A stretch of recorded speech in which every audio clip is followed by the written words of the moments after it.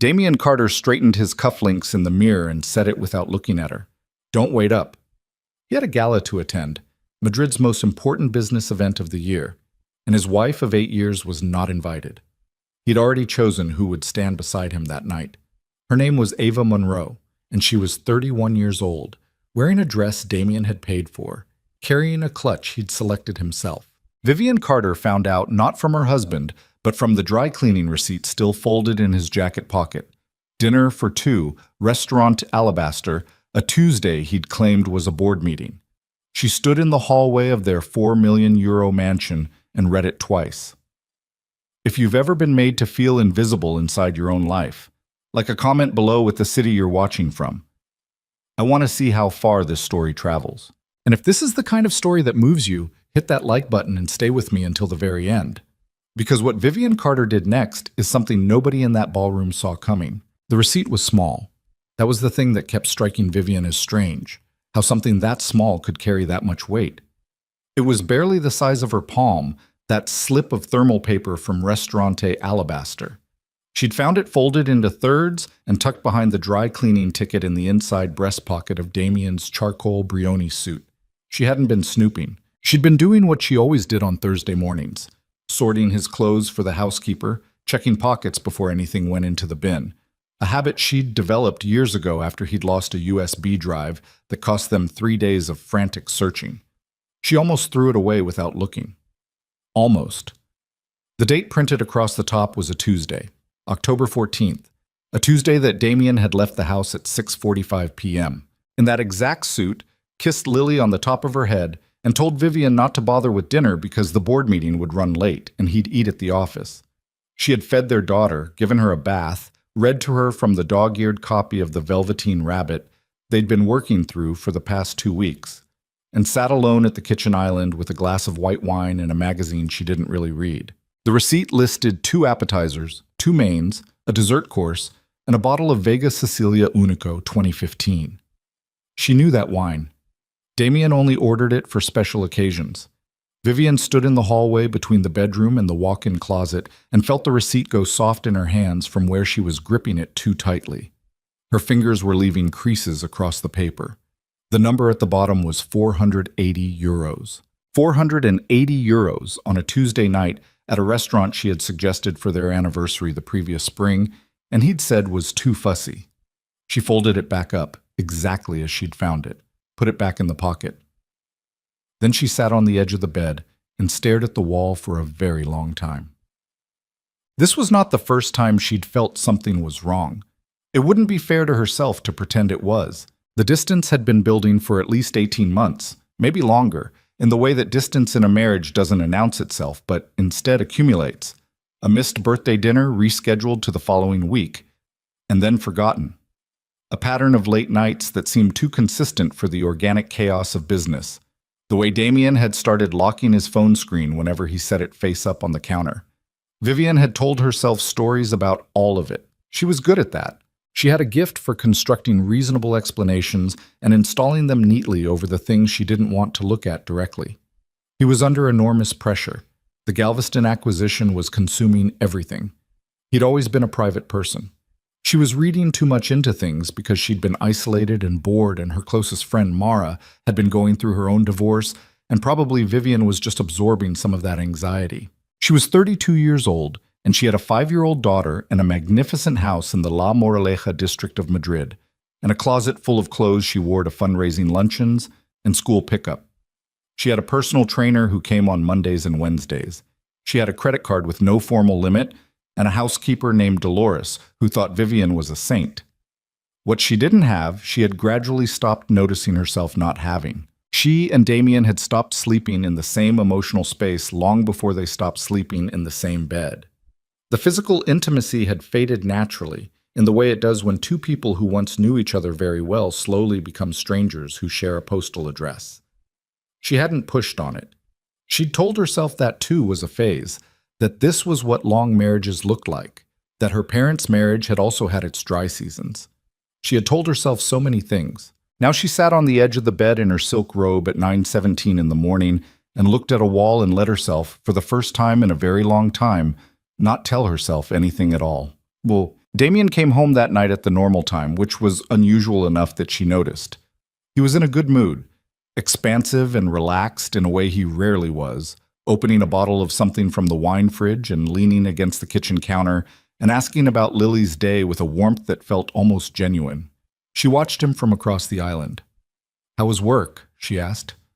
"Good. Productive. We're close on the Galveston thing." "You've been saying that for 3 months." "Because it's been 3 months of being close." He smiled. It was a practice smile, the one he used in interviews, slightly wider than natural, showing just enough teeth. "These things take time, Viv. You know that." She nodded and poured herself a glass of water and thought, "You ordered the Vega Sicilia Unico." She didn't say it. She wasn't ready to say it, and more than that, she wasn't sure what saying it would break. The marriage, or just the comfortable silence that the marriage had become.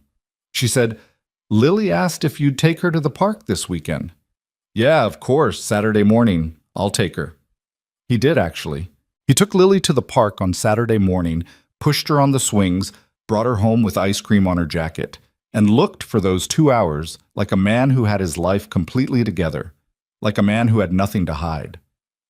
Vivian watched them come through the door, her daughter's face flushed and delighted, and felt something complex and terrible move through her chest. She didn't go looking for more evidence. She didn't need to. She had already, on some level she hadn't acknowledged yet, found enough. What she did instead was call Nathan Reed. She and Nathan had known each other for almost as long as she'd known Damien. Nathan had been Damien's university roommate, then his first business partner, and he was one of the few people in their social world who had always treated Vivian as a person rather than an accessory. He was quieter than Damien, less combustible, the kind of man who listened before he spoke and meant it when he said he was fine. His wife, Cecile, had left him 2 years ago, amicably, apparently, though Vivian suspected the amicability had been harder earned than either of them let on. She texted him on a Monday morning. "Can we have coffee?" "Not a big thing, just catching up." He texted back within 20 minutes. Tuesday. Mercado de San Miguel, 10 a.m. She almost canceled 3 times before she went. Nathan was already there when she arrived, sitting at a corner table with 2 cortados and a look on his face that told her he already knew why she'd asked to meet. She sat down, picked up the coffee, didn't say anything for a moment. "You've seen it," she finally said.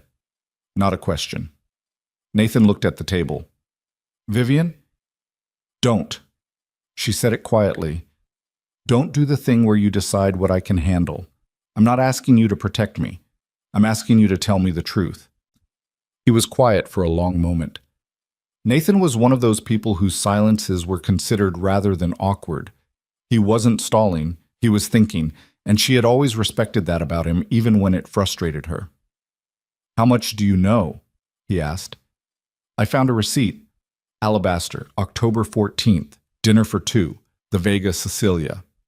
Something crossed his face, recognition, and underneath it something that looked like pain.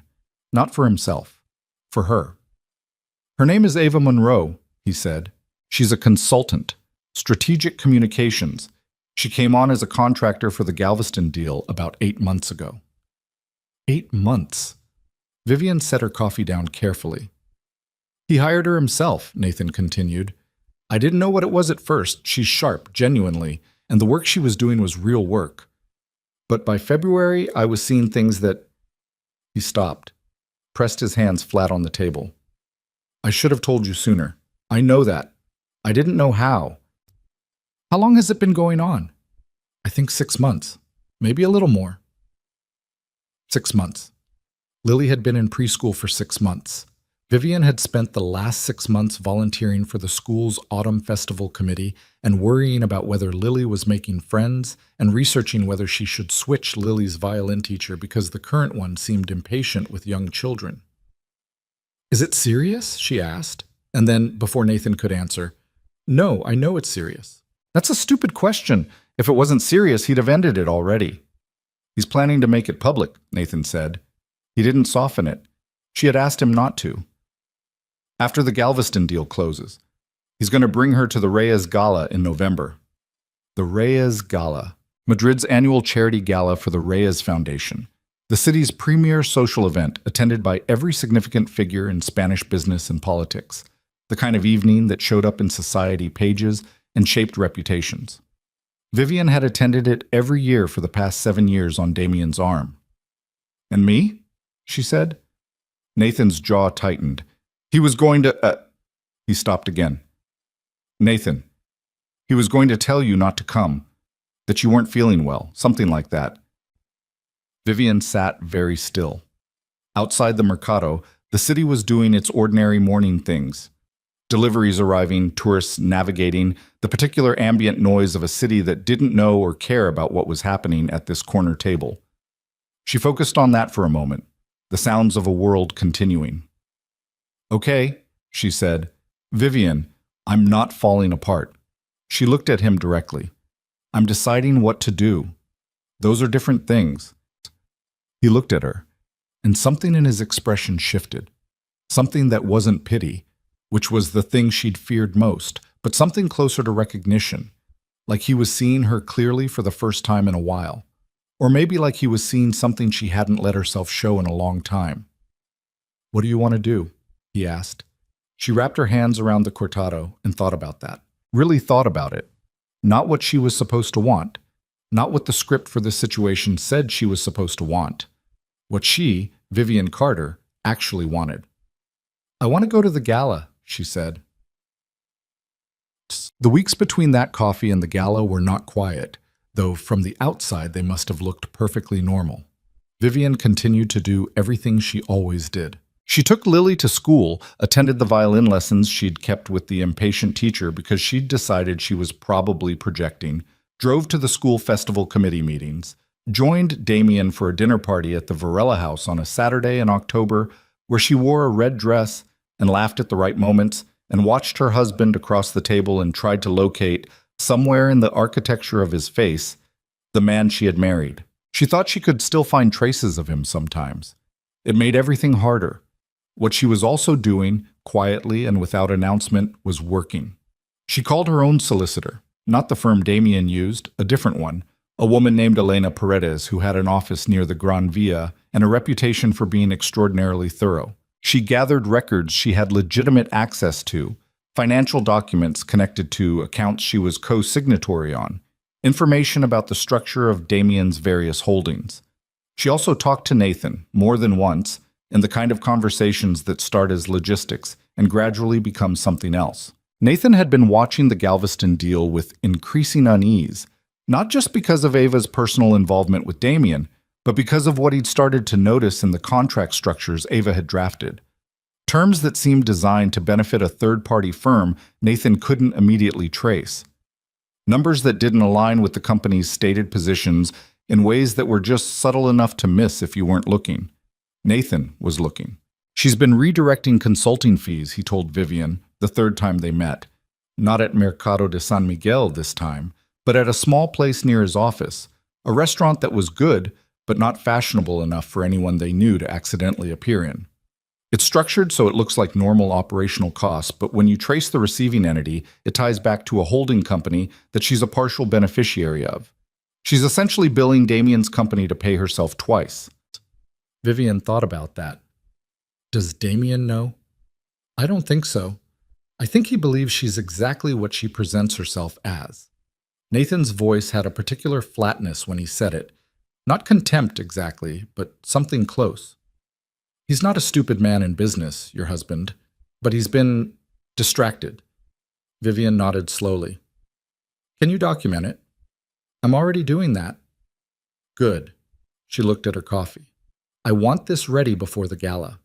Not to use as a weapon, necessarily. Just, I want to know everything before I walk into that room. I don't want to be surprised.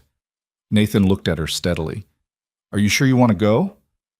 I'm sure I need to, she said, which was a different answer, and they both knew it. Boom. She bought the dress on a Tuesday afternoon, alone. She'd thought about asking Mara, but Mara was in the middle of her own difficult season and would have brought an energy Vivian didn't want. Supportive and well-meaning, but also slightly theatrical about the whole thing, and this wasn't a moment Vivian wanted witnessed with that particular frequency. She went by herself to a boutique off the Calle de Serrano that she'd walked past 50 times without going in. The woman who helped her was in her mid-50s, efficient and unsentimental, with the kind of taste that didn't need to announce itself. "What are you going to?" she asked. "A gala. Black tie." "What do you want the dress to do?" It was a strange way to phrase it, but Vivian found she liked it. She thought about the question seriously. "I want it to make people remember that I was there," she said. The woman nodded, as if that was a perfectly sensible brief, and went to the back of the store. She came back with 3 options. The one Vivian chose was emerald, a deep saturated green that sat somewhere between forest and sea, with a structured bodice and a skirt that moved cleanly without being ostentatious. It was not a dress that begged for attention. It was a dress that assumed it. She stood in the dressing room mirror and looked at herself for a long time. She'd been so careful these last few months not to look at herself too closely. There was something dangerous about mirrors when you were in the middle of deciding who you were going to be. They had a way of showing you things you weren't ready to reconcile. But she looked now. The dress was extraordinary on her, and she knew it. Not in a vain way, but in the plain, factual way you know something that is simply true. She was 32, and she had been invisible for a long time, and she had the kind of face and bearing that, when not actively suppressed, did not fade into the background of any room she entered. She had been suppressing it. She hadn't entirely realized that until right now. "I'll take it," she said. Damien came home 2 days before the gala and mentioned it almost as an aside, standing in the kitchen while Lily colored at the table. "The Reyes thing is Friday," he said. "I'm going to need to leave by 6. I've got a pre-event dinner with some of the partners." Vivian was slicing fruit. "I know when it is." "I was thinking, Lily's got that thing with school on Saturday morning, so maybe you'd rather just stay home. Keep things simple." He said it with a studied casualness, not looking at her, moving toward the fridge. "I can represent us both." Vivian set down the knife. Very calmly, very carefully. "I'm going," she said. Something shifted in his posture, subtle enough that only someone who'd watched him for 8 years would have caught it. "Viv, I've been going every year. I already RSVP'd. Dolores will watch Lily." She picked the knife back up. "It's not a discussion, Damien." He looked at her then, and she looked back and held it, and didn't fill the silence with an excuse or an apology or any of the softening phrases she might have used 6 months ago. After a moment, he said, "Fine. Okay," and left the kitchen. She went back to slicing fruit, and her hands were completely steady, and she found that slightly surprising. On the afternoon of the gala, while Lily was napping and Dolores was in the kitchen, Vivian sat at her vanity and did her own makeup. She'd thought about getting someone in, a makeup artist she'd used for a few charity events, and then decided against it. This felt like something she needed to do herself, needed to be a deliberate act, each small step of it. She took her time. She wasn't performing for anyone in this room. When she was done, she looked at herself again. The woman looking back at her was someone she recognized. Not from the last few years, but from further back, from the version of herself who had walked into rooms and known that she belonged there. The version who hadn't yet learned to make herself smaller. She thought about the receipt. She thought about Lily asleep down the hall, her small, serious face, her habit of sleeping with one arm flung dramatically over her head. She thought about Nathan, who had told her the truth when he didn't have to. She put on the emerald dress. She took one breath. She went to get her daughter to say goodnight, and Lily, half asleep and soft-voiced, looked up at her mother and said, "Mama, you look like a princess." Vivian bent down and kissed her forehead. "You look like my whole heart," she whispered back. Then she went downstairs past Damien, who was still adjusting his tie in the entry hall mirror. Through the front door he was too startled to open for her, and into the car she had arranged herself. She didn't look back at the house, not because she was certain about everything ahead of her. She wasn't. She was 32 years old, and her marriage was ending, and she didn't know yet exactly what her life was going to look like on the other side of this night. And the fear of that was real, and she wasn't pretending otherwise. But she was done waiting for someone to give her permission to take up space. The city slid past the car windows, all light and motion, Madrid at night doing what Madrid at night does, alive and indifferent and spectacular. She watched it and kept her hands loose in her lap and let herself want what she wanted. The gala was 40 minutes away. She had 40 minutes to be afraid. After that, she was going to need to be something else. The car Nathan had sent, because of course he'd sent one without being asked, without making a production of it, was a black Mercedes waiting at the curb exactly when Vivian stepped outside. The driver didn't try to make conversation. Either Nathan had instructed him not to, or the man simply had the kind of professional instincts that recognized when someone needed quiet. Either way, she was grateful. She sat in the back and watched Madrid move past the windows and tried to breathe evenly. The 40 minutes she had given herself to be afraid stretched and contracted in unpredictable ways.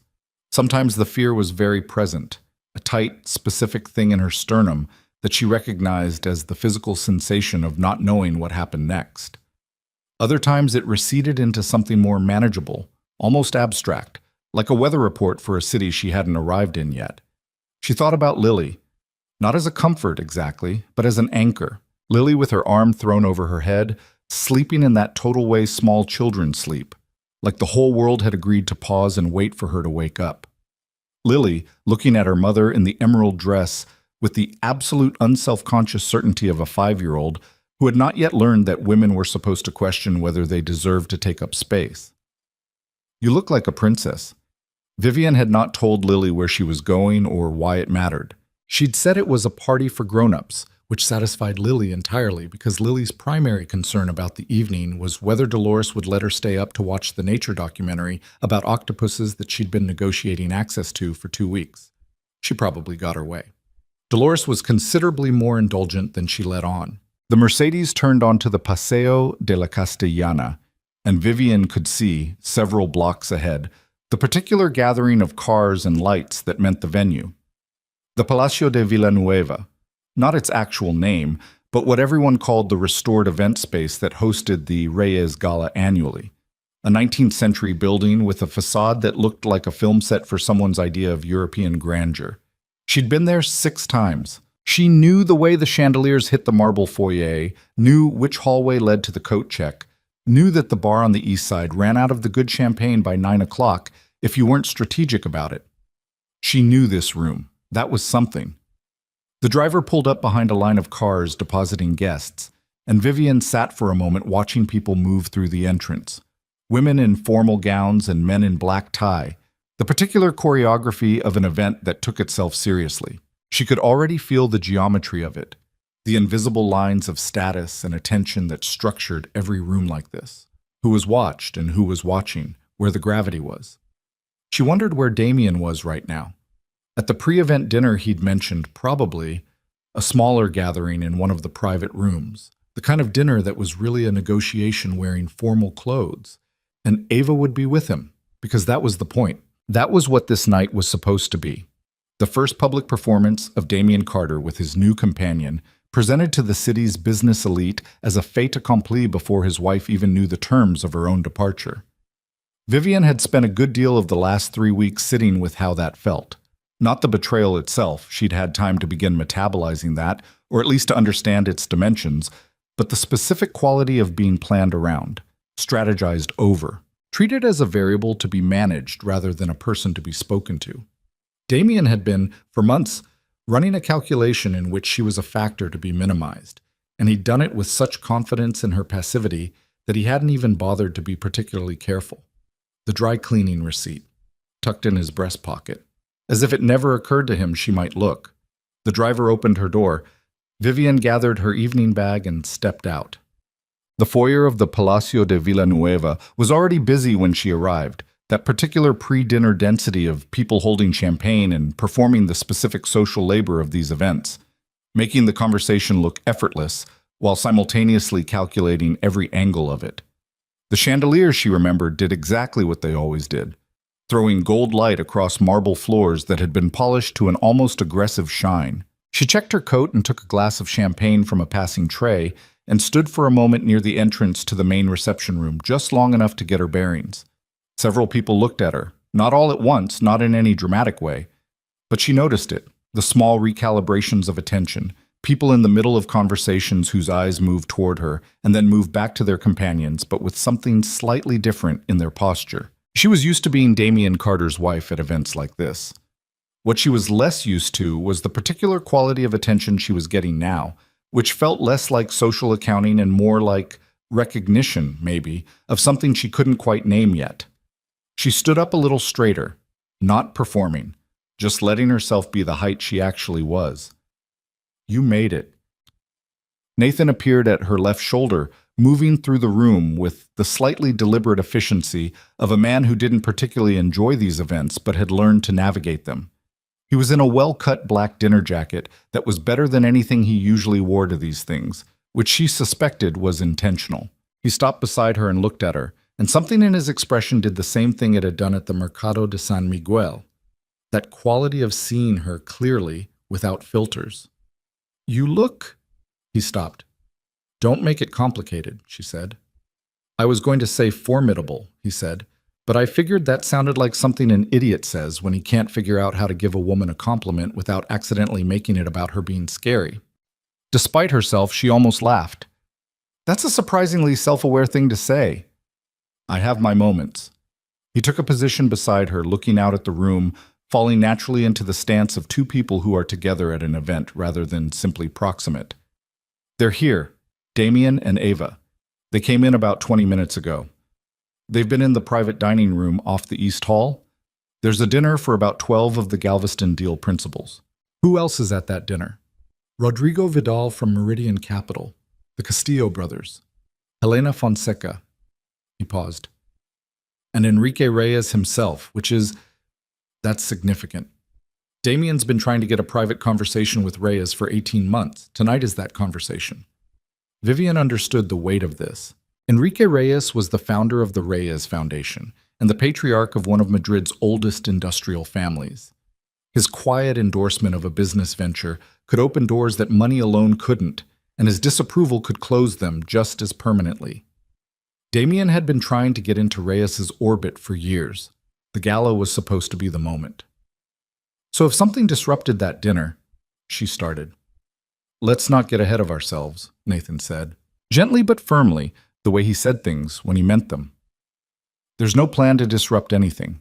You're a guest at this event. You're attending the gala that you attend every year. Whatever happens, happens because the truth is true, not because we engineered something. I know, she said. And she did. She wasn't interested in a scheme. Schemes required a certain kind of anger that she didn't quite have, though not the cold, plotting variety anyway. What she had was something else. Clarity, maybe. The particular quality of attention that comes when you've stopped pretending not to see something and you're just looking at it, steadily, without blinking. Nathan reached into his jacket and produced a folded document, which he passed to her with no preamble, as if they were exchanging business cards. What is this? What I've been putting together for the last 3 weeks. The contract structures, the fee arrangements, the holding company. It's not everything. I've given the full analysis to Elena Paredes already, and she'll move forward with the formal process through the appropriate channels. But this is the summary version. Enough for anyone who knows how to read it to understand what Ava Monroe has been doing. Vivian looked at the document without opening it. Does Damien know you have this? No. And if he did? Nathan was quiet for a moment.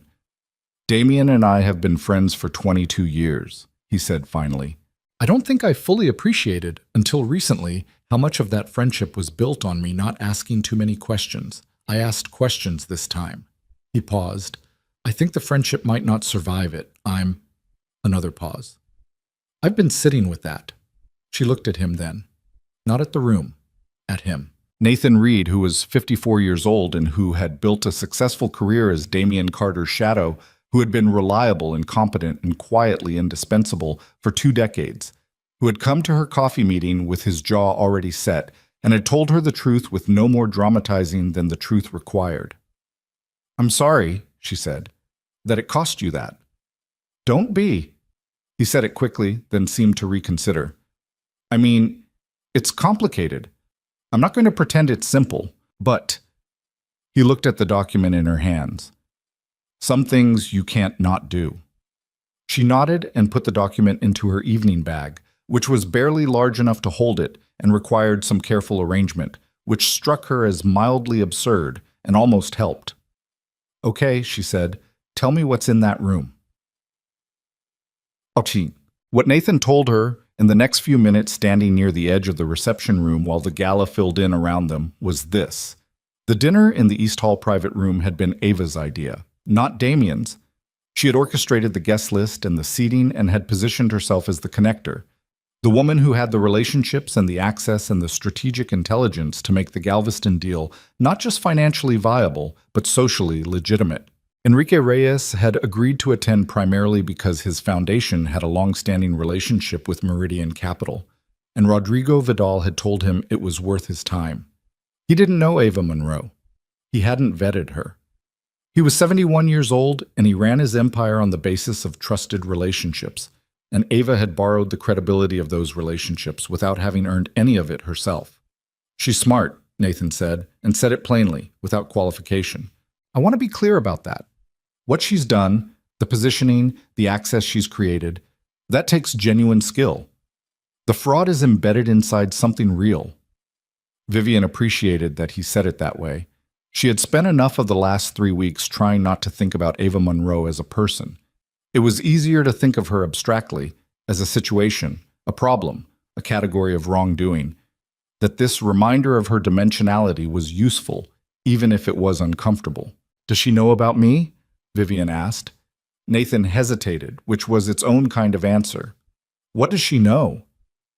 Damien told her.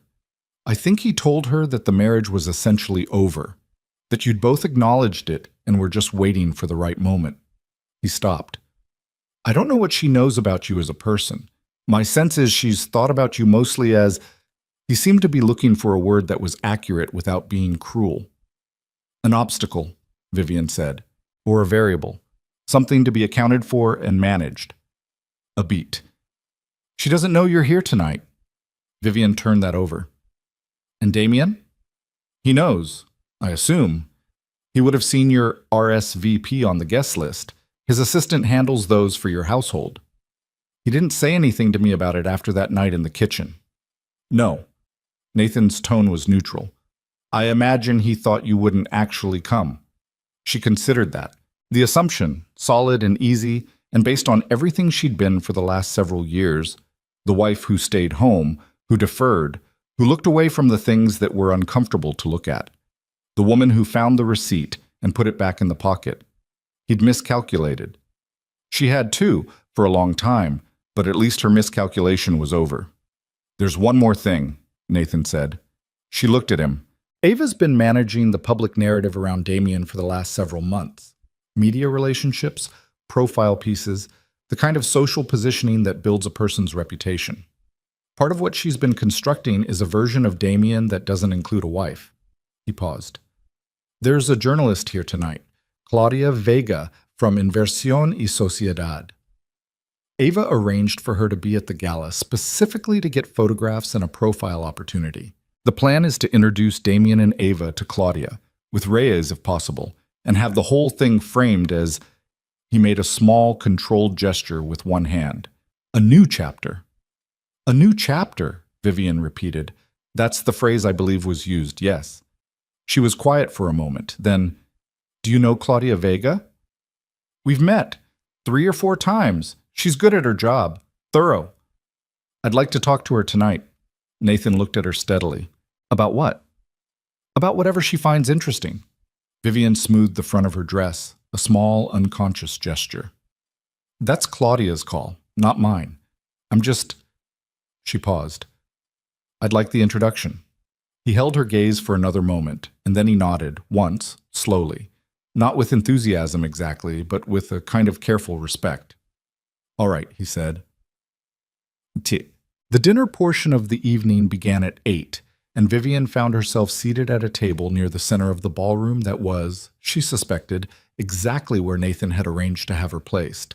Not hidden in a corner, not tucked away where she could be pretended past. Right in the room, visible, at a table with Rodrigo Vidal's wife, Leonora, who was 70 and formidable and had always liked Vivian, and 3 other couples she knew reasonably well from years of exactly this kind of event. She sat down and put her evening bag under her chair and picked up the menu and was, briefly, completely normal about it, because the alternative was falling into her own head and the dinner had barely started and she had a long night to get through before anything resolved itself. Leonora Vidal, seated to her left, leaned close immediately. "You look extraordinary," she said, in the blunt and affectionate way of a woman who'd stopped softening her observations somewhere around 1995. "Thank you," Vivian said. "So do you." "I look like a very well-preserved 70-year-old woman in a good gown," Leonora said, "which is what I am and which I'm content with. You look like someone who's decided something." She picked up her champagne. "I find it enormously attractive on anyone, the deciding look." Vivian smiled, and this time it was real, which surprised her. "I might have decided a thing or two," she said. Leonora clinked her glass against Vivian's. "Good. It was overdue, if you'll forgive me for saying so." Vivian looked at her. "What do you mean?" Leonora considered her words for a moment, not evasively, but with the kind of care that suggested she was choosing among several true things. "I've watched you at these events for 6, 7 years. She paused. "You have a way of standing very still when Damien is in the room. Not because you're calm, because you're making yourself calm. Those are different things, and the difference shows to people who look." Vivian said nothing for a moment. "My first husband did something similar to me," Leonora said, and her voice didn't change its register at all when she said it, like this was a simple fact and not a piece of her history that must have once been devastating. "Not the same things, but the same shape of it." She patted Vivian's hand once, a business-like gesture. "Rodrigo came later. He was different, a person who actually sees you." A small pause. "Those exist. I'm not saying this to give you hope about some abstract future. I'm saying it because it's true." The first course arrived and Leonora began to talk to the woman on her other side, and Vivian sat with what she'd said and ate her soup and looked across the room and let the evening move around her.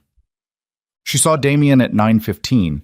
He came out of the east hallway with the dinner group, Rodrigo Vidal ahead of him, the Castillo brothers, Helena Fonseca in a blue gown talking to one of the foundation executives.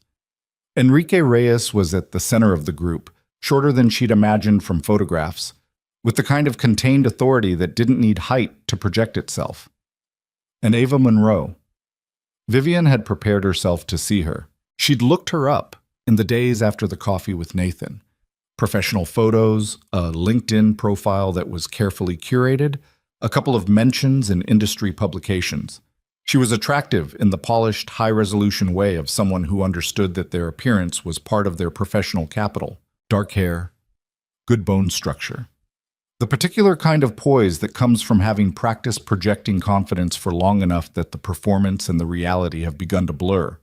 She was walking close to Damien, not holding his arm, too public for that. Not yet. This was still a controlled reveal. But close enough that the geography said something. Damien had not yet seen Vivian. She watched him scan the room, doing the social calculus of these events. Where to position himself, who to approach. He had a glass of something in his hand and a particular expression that she recognized. The version of him that was performing well, that was operating at the level he'd spent his whole adult life aspiring to. He looked good. That was the complicated truth. He was 51 years old and he was in very good shape, and he wore black tie well. And in this room, in this light, he was exactly the figure he'd always wanted to be. He hadn't seen her yet. Then he did. She watched it happen. His eyes moved across the room in their routine scan and then stopped, just for a moment. His posture didn't change. He was too controlled for that. But something crossed his face that she was too far away to read precisely. Surprise, certainly. And something else. Something that might have been more complicated than he'd expected to feel. Ava beside him noticed his attention shift. She followed his gaze, and then she too was looking at Vivian. They were across the ballroom from each other, all of them, separated by 100 people in the noise and light of the event, and Vivian held Ava Monroe's gaze for exactly as long as it took to make her point, and then looked away, deliberately, calmly, back to her table. As if she had more interesting things to attend to. Leonora, beside her, had caught the whole exchange without appearing to. "Very good," she murmured quietly, to nobody in particular. The evening moved, people circulated. The dinner was cleared and the dancing began in the main hall, a live orchestra, because the Reyes Foundation did not do these things by halves, and the room rearranged itself into smaller clusters and couples and the conversations that galas like this were really for. Nathan reappeared at Vivian's side around 9:45, his champagne barely touched. Ava has been trying to get Damien back into the private room, he said quietly. Damage control, I think. She saw you. I know she saw me. Are you going to speak to him? Eventually. She watched the orchestra for a moment. They were playing something she recognized without being able to name. Not yet. Not while she's maneuvering him. Nathan nodded. Claudia Vega, he said, and tilted his head almost imperceptibly toward a woman standing near the edge of the dance floor, talking to one of the foundation staffers. She was in her mid-40s, in a black dress that was elegant without being high fashion. With a journalist's quality of watchful attention, she was listening to the conversation while also clearly taking stock of the room. How do you want to do this? Nathan asked. Just introduce us, Vivian said, like we'd have introduced ourselves any other night. That's it? That's it. Whatever she finds from there, she finds herself. I'm not the story. A small pause. But I'd rather she have context than not. He thought about that for a moment. Then he walked her over to Claudia Vega with the relaxed confidence of a man making an introduction at a perfectly ordinary evening, which was also, she thought, a skill she hadn't fully noticed in him before.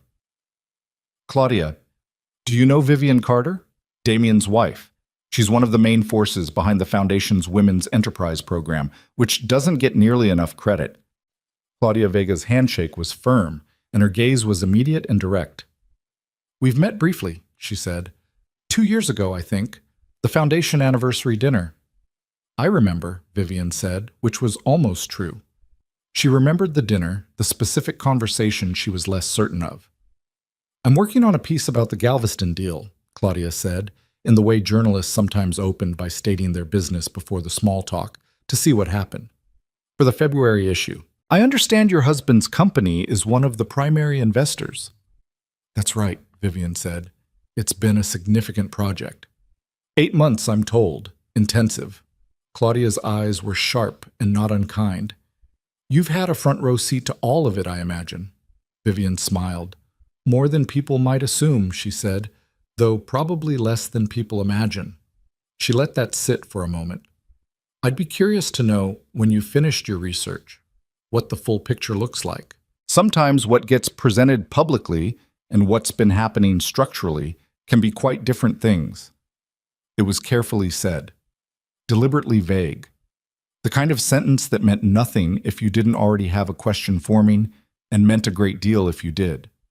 Claudia Vega looked at her with an expression that had become, in the last 30 seconds, considerably more alert.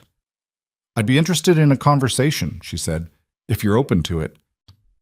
I think that would be worthwhile, Vivian said. They exchanged cards. Claudia produced one from a slim case. Vivian gave her number in the old-fashioned way, from memory, directly.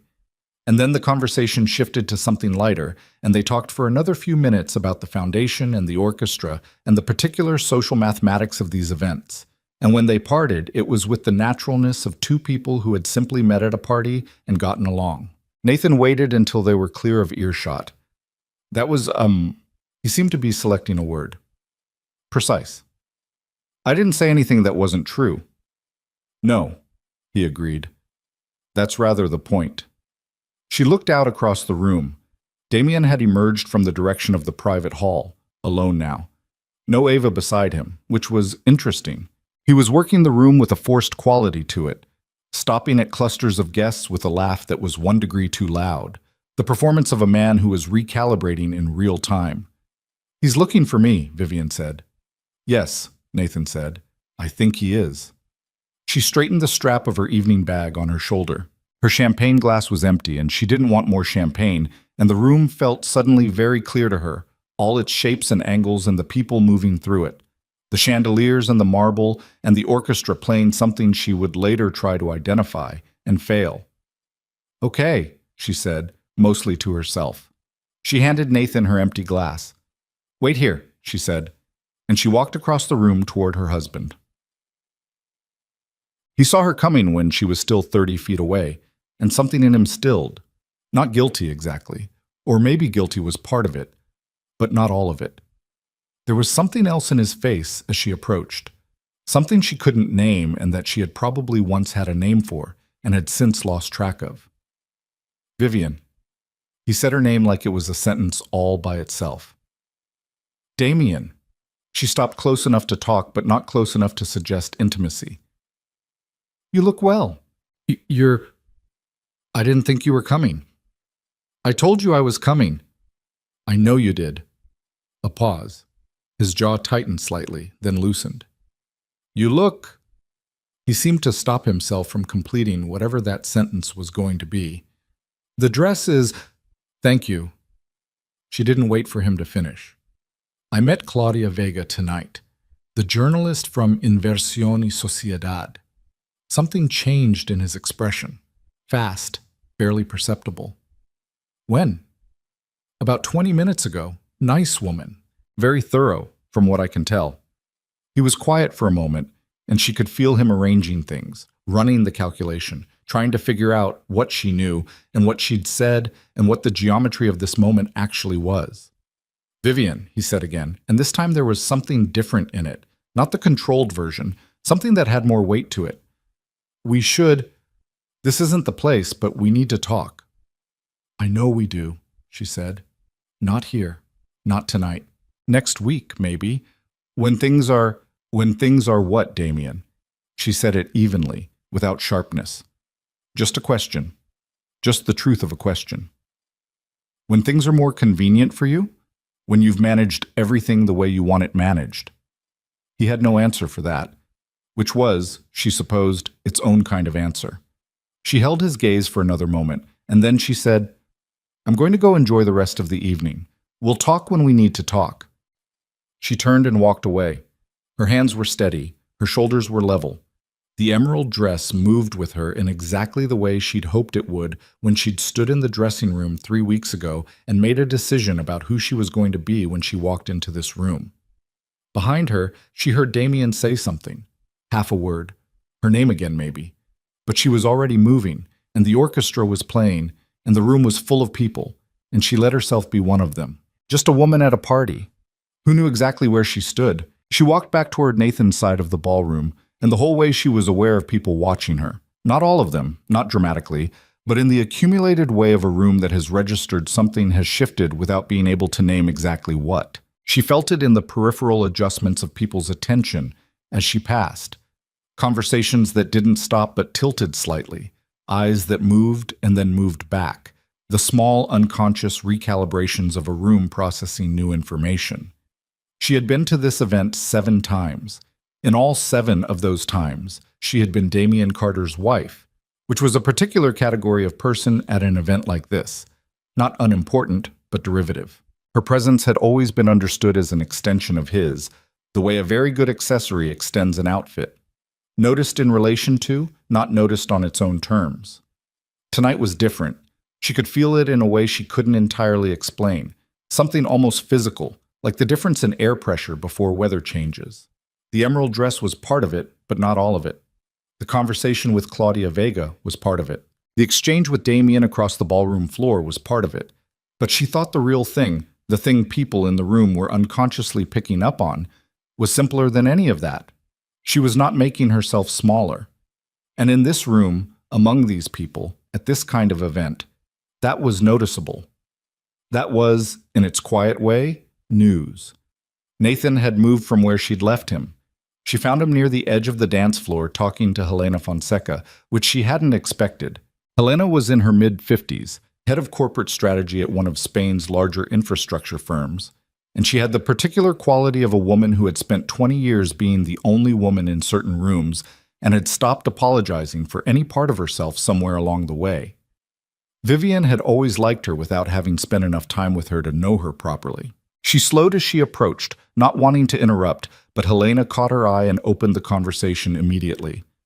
Vivian, she leaned in for the European greeting kiss with the ease of someone who found that custom genuinely efficient. You look remarkable tonight. Thank you. You too. No, I look appropriate. You look remarkable. There's a difference. Helena studied her with the directness of someone who'd learned not to waste time on indirection. I heard you talking to Claudia Vega. Vivian kept her expression even. We've met before. She's working on a piece about the Galveston deal. Helena turned her champagne glass slowly in her fingers, a thinking gesture. She came here tonight with a specific agenda. Ava Monroe arranged her access. I know this because Ava Monroe mentioned it to me 2 weeks ago when she was making a case for why I should consider Galveston for our pension fund allocation. She specifically cited Claudia's piece as something that would establish the deal's profile. A beat. I found the whole conversation somewhat, she paused, choosing her word with care, premature. In what sense? In the sense that Ava was selling something she didn't entirely own, Helena said. The deal, the access, the credibility. She was packaging things that weren't hers to package. She glanced across the room to where Damien was now standing with 2 of the Galveston principals, a studied performance of ease. She's intelligent. I'll grant her that. But there's a difference between being intelligent and having judgment. She's been moving very fast. Vivian said nothing, which was sometimes the most effective thing to say. Rodrigo tells me Nathan has been raising concerns internally about the contract structure, Helena said, and now her voice had dropped into a register that was purely professional, stripped of its social veneer. That these concerns have documentation. I'm not in a position to speak to what Nathan has or hasn't done in his professional capacity, Vivian said. Helena smiled. It was a small, precise smile. Of course not. She touched Vivian's arm briefly. I'm glad you came tonight. I think it was important that you came. She left the statement at that, without elaboration, and then excused herself toward the group near the orchestra. Nathan had been quiet during the entire exchange. He looked at Vivian after Helena departed. How much of that were you expecting? He asked. None of it, she said honestly. Is what she said about Rodrigo true? He knows about the contract concerns? I spoke to him last week, Nathan said. Not in detail, but enough. He needed to know what he might be stepping into before that dinner with Reyes tonight. A pause. Helena was at that dinner. So whatever Ava was trying to construct in that room, Rodrigo and Helena already knew the architecture had problems. Vivian absorbed this. She thought about the dinner in the East Hall, all 12 people around that table, and Ava Monroe at the center of it, performing the version of herself she'd been constructing for months. Confident, connected, essential. And 2 of the people at that table had already known that the foundation was cracked. Does Ava know? Vivian asked. That Helena and Rodrigo know? I don't think so. Not yet. And Damien? Damien knows what Ava has told him. Nathan's voice was measured. Which is a curated version of events. Vivian looked across the ballroom to where her husband was standing. He was laughing at something one of the Galveston men had said, and the laugh was almost right, almost the real one, close enough that someone who didn't know him well wouldn't hear the difference. She had known him well. Once. I want to find Ava, she said. Nathan looked at her sharply. Vivian, I'm not going to make a scene. She said it patiently. I'm not going to do anything that makes this evening into something we'll all be embarrassed about. I just want to... She paused. I want to see her. Talk to her, maybe. Just talk. I'm not sure that's the right... Nathan. She looked at him directly. I've been managing what other people think is the right thing for a long time. Tonight I'm going to do what I think is the right thing, which might or might not be the same. A beat. You don't have to come. He was quiet for a moment, then... She went toward the terrace about 10 minutes ago, east side, through the French doors. The terrace on the east side of the Palacio de Villanueva was long and narrow, with stone balustrades overlooking a formal garden that was dramatically lit at night and completely impractical as an actual garden, the kind that existed to be seen from above rather than walked through. In November, the air outside was cold enough that most guests were staying inside, which meant the terrace was nearly empty.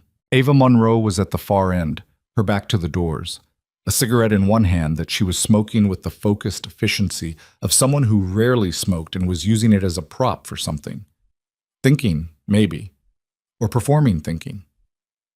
She was in a wine-red gown that was beautifully cut and probably expensive, and from the back, before she turned, she looked like someone who belonged completely in this setting. She had the posture of confidence. Whether the confidence itself was there underneath it, that was a different question.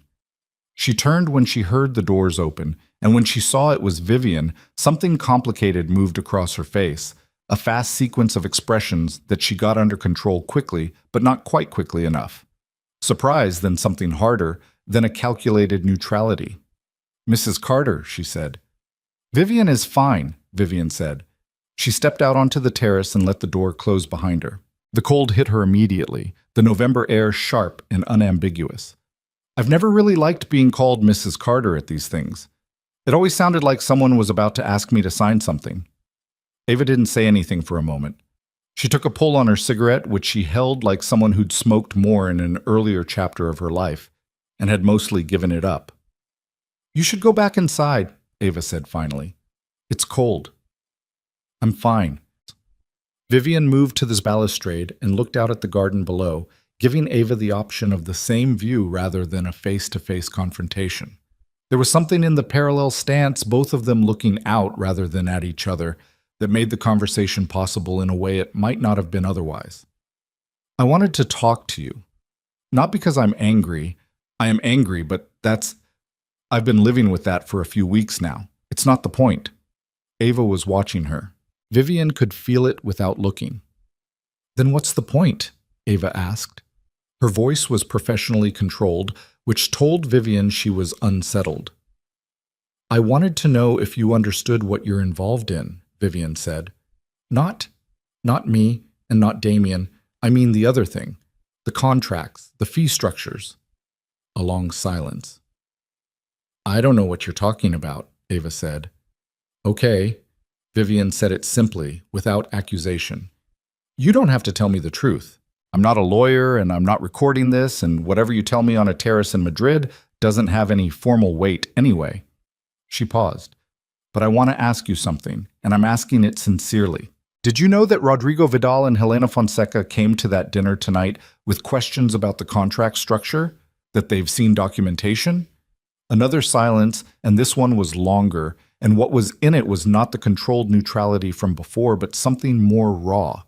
The sound of someone rapidly recalculating. "Where did you—" Ava stopped. "It doesn't matter where. What matters is whether you knew." Vivian finally turned to look at her directly. Up close, Ava Monroe looked younger than she had in photographs. Not in a flattering way, but in the way of someone who is younger than the role they've been performing. The maturity slightly applied rather than grown. She was smart. Nathan was right about that. But there was something around her eyes that looked like a person who had been moving very fast for a very long time and had not quite let themselves think about what they were running from. "I'm not asking because I want to catch you in something. I genuinely want to know if you understood the exposure you were creating." "You came out here to warn me?"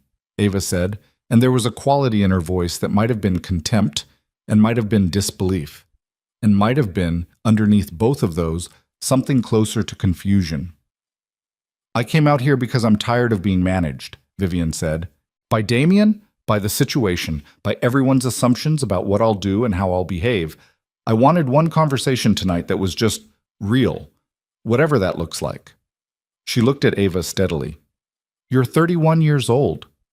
32, Ava said automatically. "Right, I'm the same age." Vivian held her gaze. "I got married at 24. I thought I knew exactly what I was doing and exactly who I was marrying. I didn't know either of those things as well as I thought I did." She paused. "I'm not saying Damien is the same with you as he was with me. People aren't that predictable.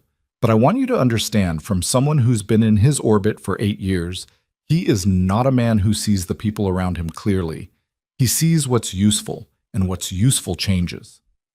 Ava looked at her for a long moment. The cigarette had burned almost to the filter, and she dropped it and stepped on it with the heel of her shoe.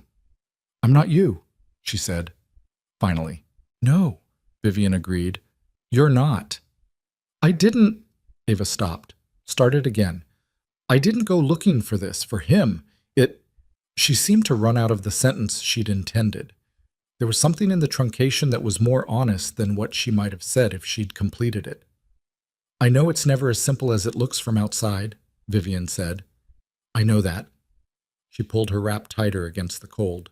"But the contracts, Ava, the fee structures, that's separate from whatever else is happening. And the people who know about it are in that room right now, and they came here tonight with questions. And Damien doesn't know any of that. And whatever you've been building here, that's about to become very complicated." She paused. I'm not telling you this to threaten you. I'm telling you because I think you're smarter than how you've been positioned in this situation, and somebody should say that to you before the night ends. Ava stared at her, and for just a moment, briefly, gone almost as fast as it arrived, her face showed something unguarded, something that might have been the actual person underneath the performance. Young, genuinely and uncertain, and maybe a little scared. Then it closed over. You should go back inside, Ava said. Her voice was controlled again. Damien will be looking for you. He always is, Vivian said.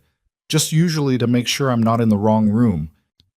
She left Ava on the terrace and went back through the French doors into the warmth of the ballroom. She didn't find Nathan immediately.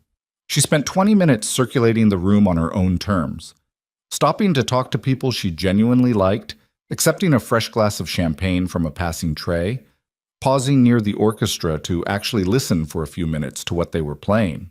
She was still in the same room as Damien and the Galveston deal and the architecture of a situation that was in the process of collapsing, but she let herself exist in it without bracing against it, and it turned out that the room was bearable when she wasn't fighting it. Leonora Vidal found her near the bar at 10:15, moving with the purposeful efficiency of a woman who had located the person she intended to talk to. Something's happening in the East Hall, Leonora said, without preamble. Rodrigo just went back in with Enrique Reyes and that man from the Galveston side. The tall one, Ferreira. They looked... She chose her word. Serious. Vivian turned her glass in her hands. When did they go in? 10 minutes ago, maybe a little more. Ava Monroe went in after them. A pause. Damien's about to know something is wrong if he doesn't already. Vivian looked across the ballroom to where she'd last seen Damien. He wasn't there. She scanned the room and found him near the entrance to the East Hall, standing with one of his assistants, his phone in his hand and his posture entirely different from the relaxed performance of earlier. He was tight, loaded, the body language of a man who has received information he doesn't know what to do with yet. He looked up and across the room and found her with his eyes. She saw him find her. She held the look for just long enough and then turned back to Leonora. Thank you for telling me, she said. I thought you should know. Leonora studied her with the frank attention she'd had all evening. What are you going to do? Nothing right now, Vivian said. Let it be what it is. Leonora nodded slowly, and something in her expression suggested approval, or perhaps recognition. The women who survive these things, she said, and then stopped, as if she'd decided the sentence was better unfinished. Nathan appeared at her shoulder at 10:30, slightly out of breath, in the controlled way of someone who has been moving quickly and is not going to let it show. The meeting in the East Hall is Rodrigo Reyes Ferreira from Galveston, and two lawyers who I can only assume Rodrigo brought as a precaution, Nathan said quietly, close to her ear, keeping his voice under the ambient noise of the room. Ava is in there. Damien is about to go in. What's the meeting about? The contracts, specifically the third-party fee structures, the holding company. Rodrigo apparently confronted Ferreira at the dinner, and Ferreira didn't have answers. So now everyone's in a room together with lawyers. He paused. Enrique Reyes walked out of the main gala 20 minutes early to go into that meeting, Vivian. He doesn't do that. She understood what that meant.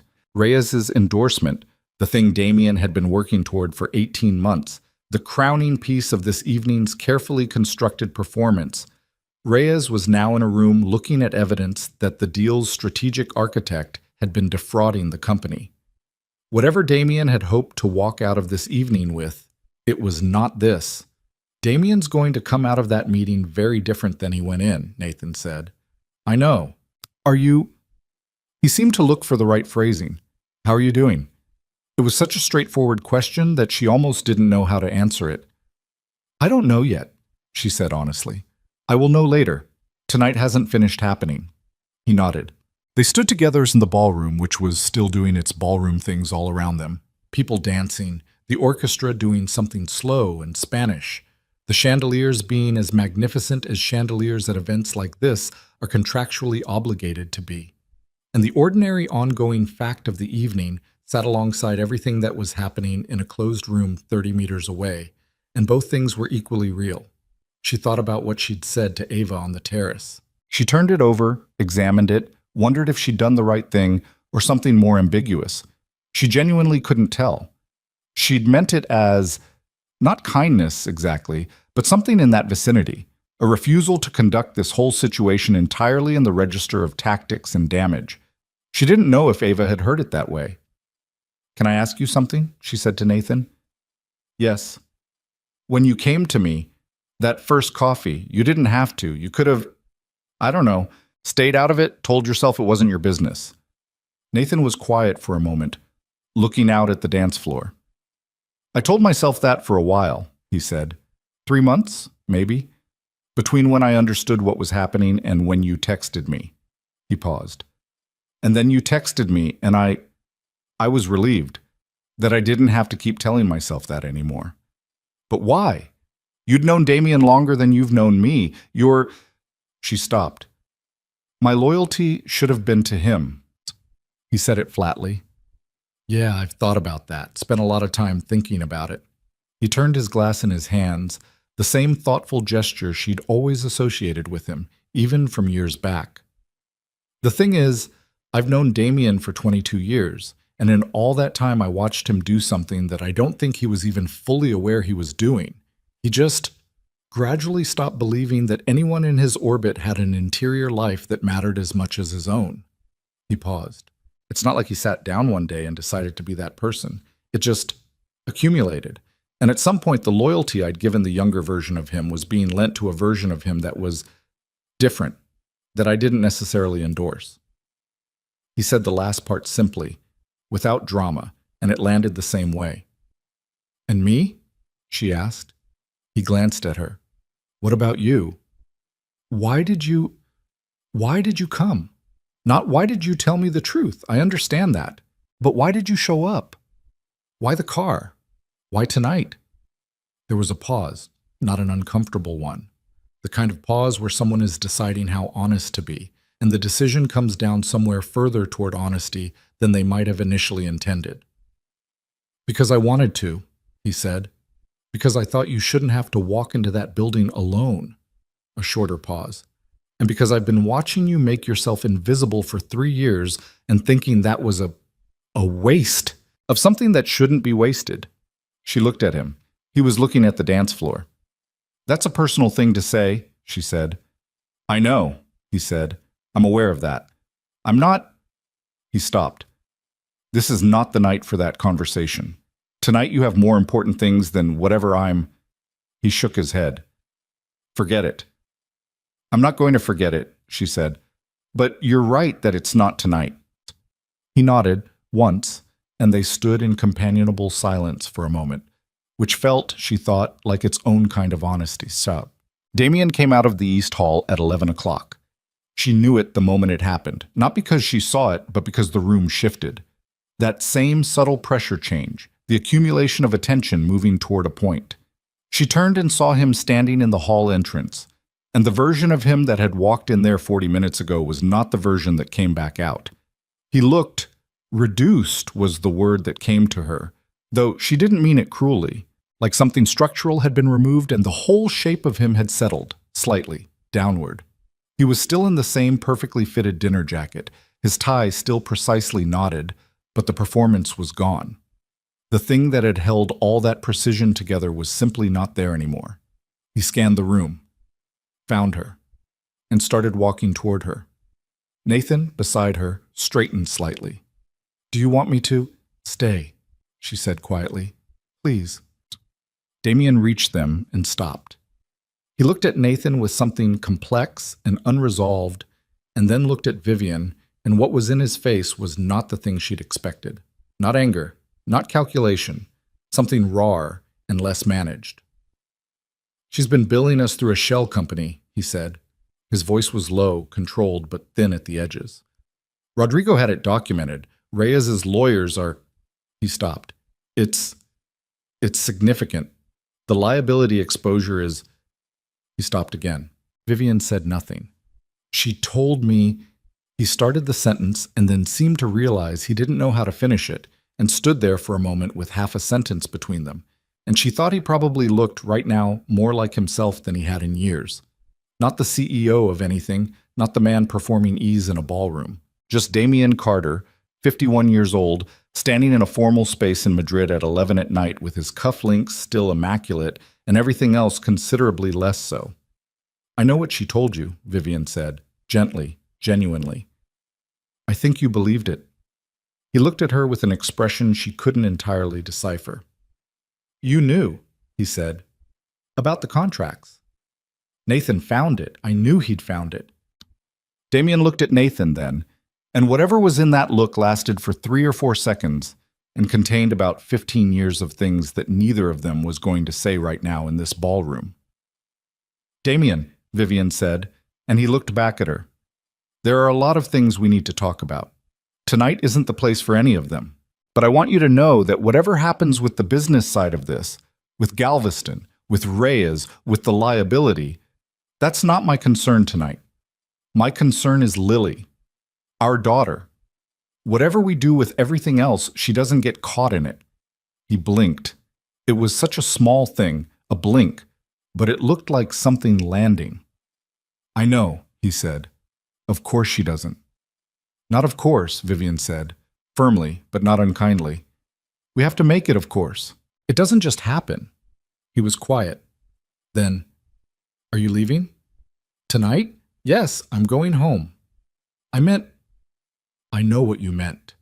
She held his gaze for just a moment longer. "That's a conversation for another time. Not here." She picked up her evening bag from the table where she'd set it. "Make it right with Rodrigo and Reyes. Whatever's fixable, fix it. You're good at that part when you're actually paying attention." It might have been the last compliment she gave him that came from somewhere real. She wasn't sure. She was very tired suddenly, in the way you get tired when you've been holding yourself at a particular pitch of intensity for a long time and something releases. She turned to Nathan. "I'm going to get my coat," she said. He nodded. "I'll walk you out." In the foyer, waiting for the coat check attendant, she became aware of Claudia Vega standing nearby. Not positioned, obviously, not planted, just there, in the way journalists always seem to materialize at the moments that mattered. "Long evening," Claudia said. "Yes," Vivian said, "for everyone." Claudia looked at her with the particular attention she'd had earlier, the watchful intelligence of someone assembling something. "I think the piece I came here to write has become somewhat different from the piece I'll actually write," she said. "That happens," Vivian said. "Mrs. Carter—" Claudia paused. "Vivian, the conversation you and I started earlier, I meant it when I said I'd be interested in following up." "I know you did." Vivian accepted her coat from the attendant, a long charcoal wrap that she'd had for 3 years and still liked. "Call me next week. I'll answer my phone." Claudia nodded once. The coat check attendant handed Nathan his jacket, and they walked out through the main entrance of the Palacio de Villanueva, through the heavy doors and down the stone steps, into the cold November air of Madrid, where the city was doing what Madrid does at 11 o'clock at night, which is to say, still very much awake, indifferent and beautiful, and not particularly concerned with the interior dramas of the people moving through it. The car was where it was supposed to be. The driver was out and had the door open before they'd reached the bottom of the steps. Vivian stood for a moment before she got in, letting the cold air hit her face, looking up at the building they'd just come out of with its lit facade and the sounds of the orchestra still faintly audible. She had walked into that building at 8:15 as a woman who had been made to feel like she wasn't supposed to be there. She was walking out at 11:10, and nobody had managed that. Nobody had made her anything she hadn't consented to be. She got in the car. Nathan got in beside her, and the driver closed the door, and they sat in the warm quiet of the back seat as the car pulled away from the curb and into the city. For a while, neither of them said anything. The city slid past. Vivian rested her head against the seat and let herself be tired, just be tired after weeks of not being allowed to be. "Thank you," she said finally, "for tonight, for all of it." "You didn't need me," Nathan said. "That's not the same as not being glad you were there." He looked at her, and she looked back, and the car moved through Madrid at night, and neither of them said anything more. And that was fine. That was, she thought, more than fine. Some things could wait for the right time to become what they were going to be. She was learning to be good at waiting, but differently than before. Not the waiting of a woman holding herself still in someone else's room. The waiting of a person who has somewhere to be and knows it and can afford to take the long way around. Outside, Madrid glittered and moved. Inside the car, the night was quiet. She closed her eyes and let it be. She got home at 11:45 to find Lily asleep in her own bed, which meant Dolores had won the Octopus documentary negotiation at some point, and then gotten Lily to sleep at a reasonable hour, which was a more impressive diplomatic achievement than anything that had happened at the Palacio de Villanueva. Vivian stood in the doorway of her daughter's room for a long moment, one hand on the doorframe, just looking. Lily slept with the particular totality that children have, completely committed to it, arm over her head in that dramatic flung-wide gesture, her face slack and peaceful in the way it almost never was when she was awake and had opinions about things, which was always. She had Damien's coloring, darker than Vivian's, that particular warm-toned olive skin, but she had Vivian's mouth, and she had something in her expression even in sleep that was entirely her own, something Vivian had never quite been able to attribute to either of them. Lily was already herself in a way that was going to be either wonderful or exhausting, or probably both as she got older. Vivian crossed to the bed and pulled the blanket up slightly, without waking her, which she managed, and then she stood there another moment and thought about the kind of life she was going to have to build now, and the fact that Lily would be in the center of it, and the weight of that was real, and also, she found, not frightening in the way she'd expected. She was afraid of plenty of things. The logistics, the lawyers and the documents and the negotiations that were coming. The specific grief of ending something that had once been genuinely good, even if it had become something else. The conversations with Lily, in the future, age-appropriately paced, about why her parents didn't live together anymore. Those things were real, and she wasn't pretending they weren't. But the life on the other side of them, that didn't frighten her. She found, standing in her daughter's bedroom at midnight in an emerald dress, that what she mostly felt toward that future was something closer to hunger. She went to change out of the dress, hanging it carefully because she thought she would want it again someday in a different context. And then she sat at the kitchen island with a glass of water and her phone, and waited to feel something definitive. Nothing definitive came. What came instead was a low, steady hum of something that she eventually identified as relief. Not the relief of a crisis averted. The crisis was very much still in progress, and would be for months, but something more specific. The relief of having stopped pretending, of having walked into a room as herself and walked out still herself and not had the building fall down. She texted Nathan, "Home safe. Thank you again for everything." He replied within 2 minutes, "Good. Get some sleep. It starts in earnest tomorrow." She smiled at her phone briefly, alone in her kitchen at midnight, and then she drank her water and went to bed. It started, as Nathan had predicted, the next morning. Damien called at 8:15. She was in the middle of getting Lily ready for the school festival thing. Small crisis involving a missing left shoe and a disagreement about whether a butterfly hair clip was appropriate for the occasion, and she let it go to voicemail. He called again at 8:47 after Lily was in the car with Dolores. This time she answered. "I need to talk to you," he said. "I know you do." "Not on the phone. Can I come home? Can I come to the house this morning?" She noted with a small precise awareness that he'd corrected himself. Come home, and then come to the house. The recalibration had already started, the language adjusting itself to the new reality before either of them had formally defined it. 11 o'clock, she said. "I need to make some calls first." He agreed and rang off, and she immediately called Elena Paredes, her solicitor. Elena answered on the second ring in the crisp, forward manner of someone who did not waste the first 5 minutes of any professional conversation on throat clearing. "I heard something happened at the Reyes Gala last night," she said. "I have a client who was at the dinner." "You might have," Vivian said. "He's coming to the house at 11. I expect he's going to want to talk about terms." "Don't agree to anything today." Not a word that sounds like agreement, including yes when he offers you coffee. A pause. "I'm being slightly hyperbolic, but only slightly. Can you record the conversation?" "I wasn't planning to." "It's legal in Spain with one-party consent, but if you're uncomfortable, don't. Just listen to everything he says and call me immediately after." A shorter pause. "And Vivian, if he comes in cooperative, don't mistake that for the whole picture. Cooperative today can become contested next month. People change when the lawyers start calculating. I know, Vivian said. I'm not naive about this. I know you're not. I'm reminding you because even very unnaive people occasionally want to believe the easier version of how something is going to go. Elena's voice had the particular quality of someone who had spent 20 years watching exactly that happen. Call me after 11, he said. Damien arrived at 10:58, which meant he'd been waiting somewhere nearby so as not to be late, which was a Damien thing she'd always known about.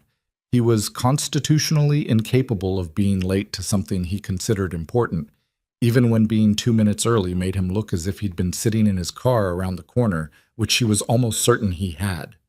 She opened the door herself, having given Dolores the morning off with Lily.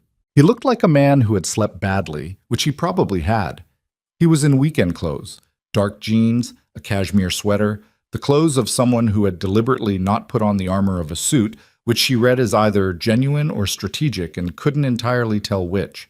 He had not shaved, which was unusual enough that she noticed it. Damien shaved every morning with a consistency she had found, in the early years almost romantic in its orderliness, and had later stopped noticing and was now noticing again from a completely different angle. Come in, she said. He came in and stood in the entry hall of his own house, with the slightly diminished quality she'd seen in him at the Gala last night, the thing that happened to people when the structure they'd been inhabiting collapses and they're standing in the rubble of it not quite sure where to put their feet. She led him to the kitchen, which was a deliberate choice. Not the formal sitting room, not his study, not the places that belonged to the performance of their marriage. The kitchen was neutral ground. Also, it was where she was most comfortable, and she had decided, somewhere between 11 last night and 8 this morning, that she was going to stop calibrating her comfort level to other people's. She made coffee. He sat at the island and watched her do it, and didn't speak until she'd set a cup in front of him and taken the stool across from him with her own. I've been on the phone since 6 this morning, he said. With the lawyers? With everyone. Rodrigo Ferreira, Reyes's office. He wrapped both hands around the mug. He exhaled through his nose. It's significant. What Ava did. The liability exposure is, we're looking at clawbacks, potential regulatory issues. The Galveston deal is on hold pending an independent audit. He paused. Reyes has withdrawn from the dinner conversation, not permanently maybe, but Damien? She said his name gently but firmly, the way you redirect someone who is starting to talk about the wrong thing. I don't need the business briefing. That's not why you're here. He looked up at her, and then, slowly, he nodded. Right. He set down the mug. Right. A silence stretched between them, not the hostile kind. The kind that has weight because what needs to be said is heavy and neither person quite knows the best way to pick it up. I'm sorry, he said. She looked at him steadily. For which part? He flinched slightly. That's fair. He rubbed his face with one hand, a gesture she recognized from 20 years of watching him, from the early days when he'd do it after a hard day and she'd make him tea and he'd sit on their too small apartment sofa and talk to her for an hour. For Ava, for the way I handled things, for the way things have been. He paused. For a long time. Okay, she said. That's it? Okay? What do you want me to say, Damien? That I forgive you? I don't know yet if I do. I think probably I will eventually because holding on to it will cost me more than it costs you, and I'm not interested in paying that price. But right now I don't know. She was direct about it, not harsh, but clear. What I know is that the marriage is over. I don't think either of us needs to say that out loud as if it's news. His jaw tightened, then loosened. No, he said quietly. I don't think it is. I told you at the gala what my primary concern is. Lily, everything we do from this point, the lawyers and the paperwork and the assets and all of it, none of that runs into her. She doesn't become a negotiating position. She doesn't become a leverage point. Vivian looked at him across the island with the plain, flat certainty of someone who has thought this through to a resolution and is no longer in the stage of thinking. If you and I can agree on that single thing right now, this morning, as two people and not through lawyers, then the rest of it can be handled however the lawyers need to handle it. Of course, he said. Of course she doesn't. You said of course last night too, Vivian said. And I told you last night it doesn't just happen. It requires decisions, specific, inconvenient, sometimes expensive decisions. She held his gaze. Are you prepared to make those decisions? He was quiet for a moment. Really quiet. Not collecting himself for an answer, but actually sitting in the question, which was something she had rarely seen him do and which she thought was probably the most honest thing about him she'd witnessed in years. Yes, he said finally. She believed him. Not completely, not with the certainty of someone who'd been given proof. She knew better than that, Elena had reminded her this morning, and she'd known it before Elena said it. But enough. Enough to take the conversation forward. Then here's what I think the shape of this should be, she said, and she had thought it through, lay awake working through it before she'd gotten to sleep last night, and thought about it again in the shower this morning. The house gets sold, not because I need the money. I know the prenuptial structure. I have Elena, we know the numbers, but because Lily shouldn't grow up in a place that's about what her parents lost. I'll find somewhere in Madrid that's ours, hers, and mine, until we figure out what the future looks like. She paused. You get real time with Lily, not scheduled appearances. Real time. Tuesdays and every other weekend to start, and we adjust as we figure out what she needs. Another pause. And you stay out of my decisions. Where I live, who I talk to, what I do with my time. We have been two people with a common interest, Lily, and that's where our functional relationship lives from now on. Everything else is ours separately. Damien listened to all of it. He didn't interrupt, didn't try to negotiate in real time, didn't do the thing she'd been half bracing for where he marshaled the particular kind of persuasion he'd always had. The warmth deployed strategically, the charm turned on at precisely the right moment. He just listened. The house, he said when she was done. Lily was born in this house. I know. That doesn't matter to you? It matters a great deal to me, she said. That's not the same as it being the right thing to hold on to. She paused. Lily wasn't born in the house, actually. She was born at the Clinica Ruber. You were 20 minutes late because you were on a call with Frankfurt, and the traffic on the M30 was backed up, and you got there just as they were about to take her. She held his gaze. I've thought about that story often this year, not as a complaint. Just, it's one of those things that becomes significant in retrospect. He looked at her with something that was hard to name. Not guilt, or not only guilt, something more complicated and more human. I was terrified, he said. When I got there and they said she was already... He stopped. I don't think I ever told you how terrified I was. No, Vivian said. You didn't. Another silence. Okay, he said at last. And what he put into the word was different from what she'd put into it earlier. Heavier, more resignation, but real. Okay, the house, the custody structure, we'll work it out through the lawyers, but those are the parameters. I'll tell my lawyers the same thing. He paused. I won't make this hard, Vivian. I know I don't have the right to ask you to believe that, but I'm telling you anyway. She nodded once. She didn't offer reassurance. That wasn't the morning's job. He was gone by 12:30.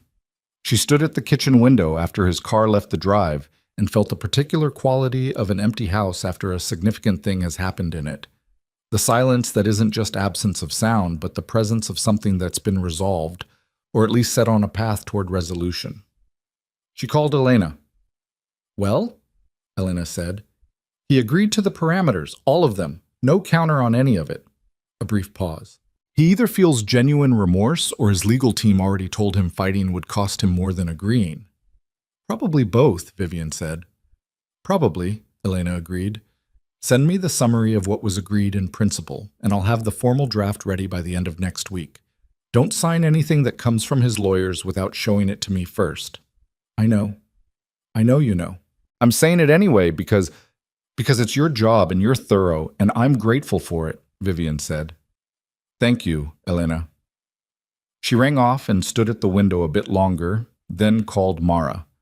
Mara answered on the first ring, which meant she'd been waiting. Tell me everything, she said without preamble. I'll tell you over lunch, Vivian said. Are you free today? I cleared my afternoon the moment you texted me last night. I texted you 2 lines at 11:30. I know. They were very informative lines. A pause.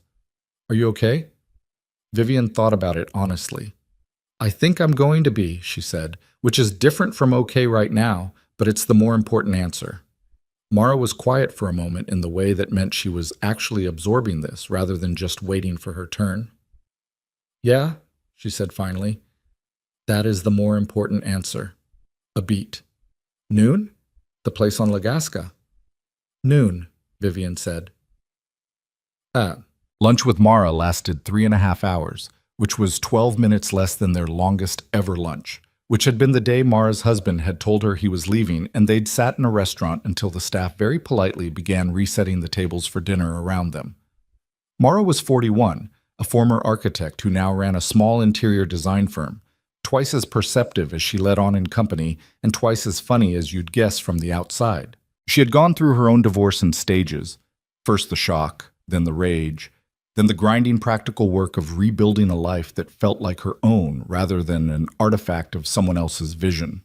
She was 18 months on the other side of it now, and she had an energy Vivian had been noticing since the summer. Lighter, somehow, more settled in herself. She listened to the full account of the gala, the terrace conversation with Ava, the meeting with Damien that morning, without interrupting except to ask one sharp, clarifying question at a time. When Vivian finished, she was quiet for a moment. The terrace thing, she said. Ava, why did you do that? I've been asking myself the same thing. And? Vivian turned her wine glass. They'd switched from water to wine somewhere around the second hour. I think because I didn't want the whole thing to be entirely tactical. I didn't want to look back at this time and see it as a campaign I ran. That's not who I want to be. She paused. Also, I think I was angry in a way I wasn't expecting. Not at Ava. Or not only at Ava. At the fact that nobody had bothered to be straight with her either. Damien told her the marriage was essentially over. He decided that was information she was entitled to without consulting me. And she was making decisions based on a version of reality that he'd constructed for his own convenience. She paused. That doesn't make what she did right. The contracts, the fraud, none of that. A beat. But the other thing, the personal thing, she thought she had context she didn't have.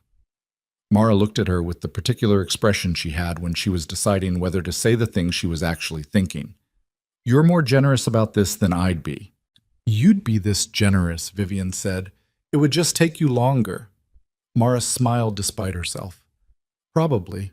She drank her wine. What happens to her?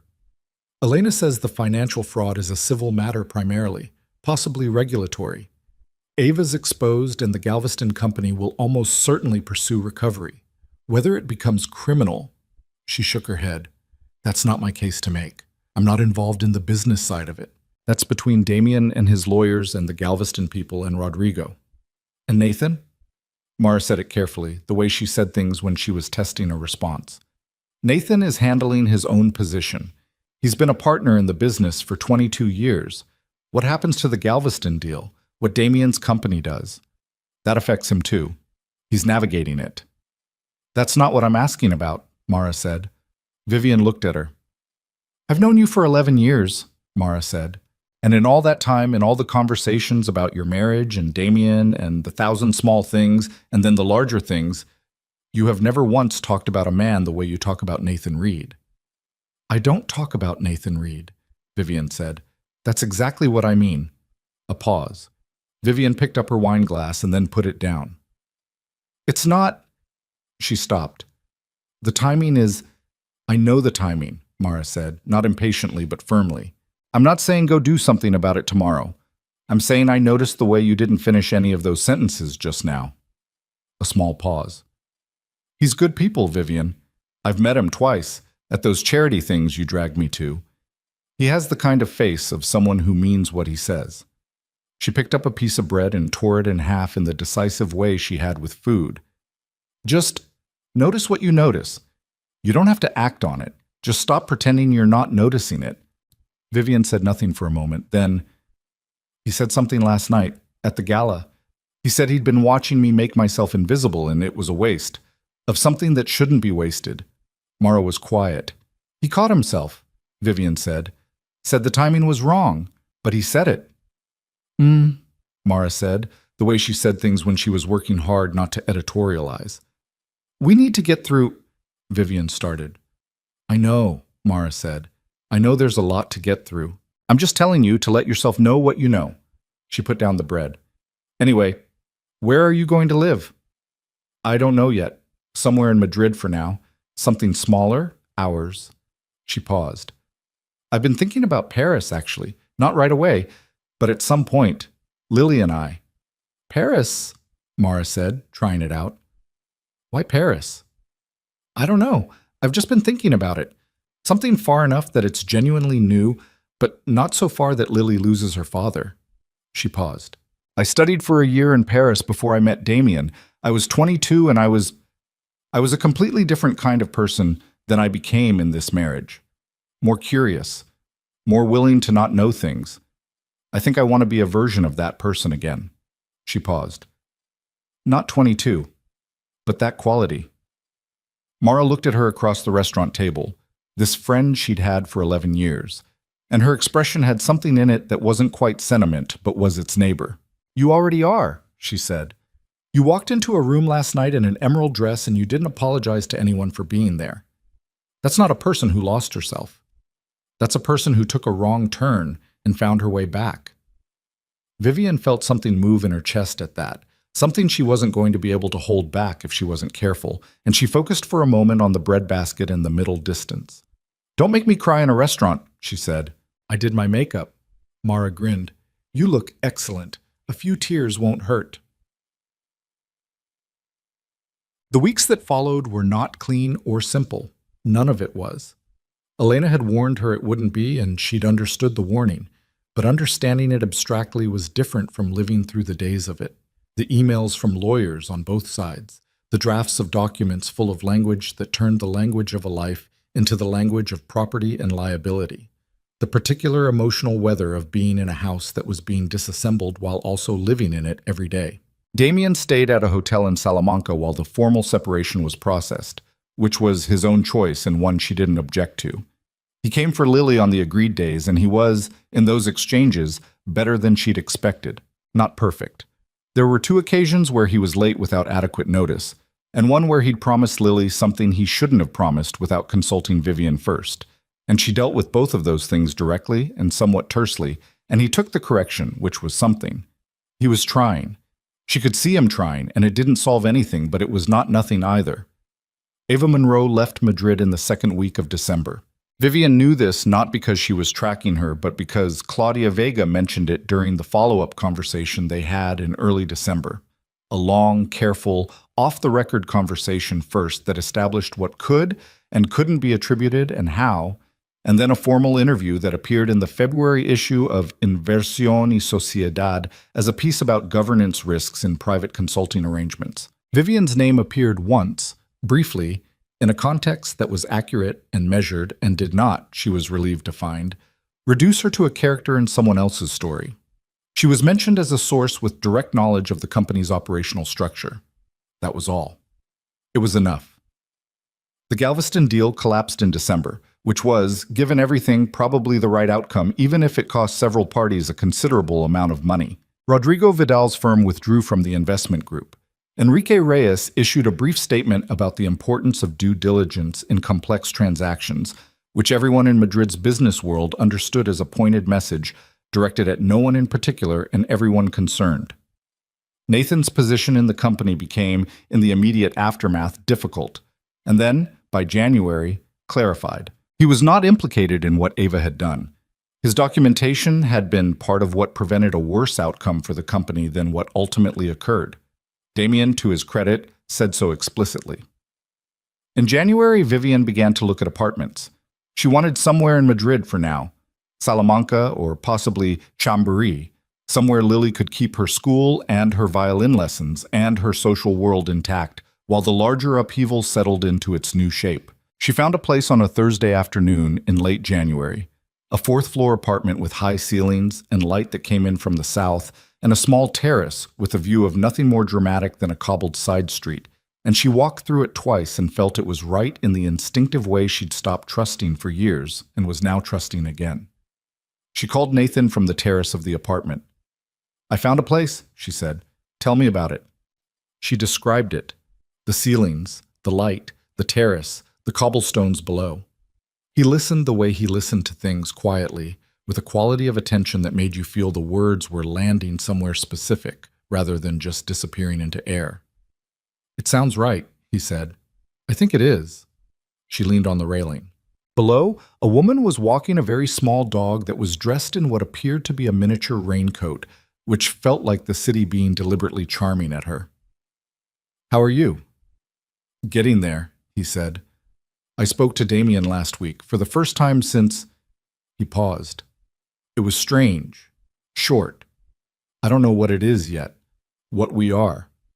Another pause. I'm not sure we know how to be whatever comes after 22 years of the thing we were. No, she said. Those things take time to figure out. Yeah. A pause. There's something I want to ask you. Okay. Would you, If you're not ready, or if it's too much right now, just tell me and I'll let it be.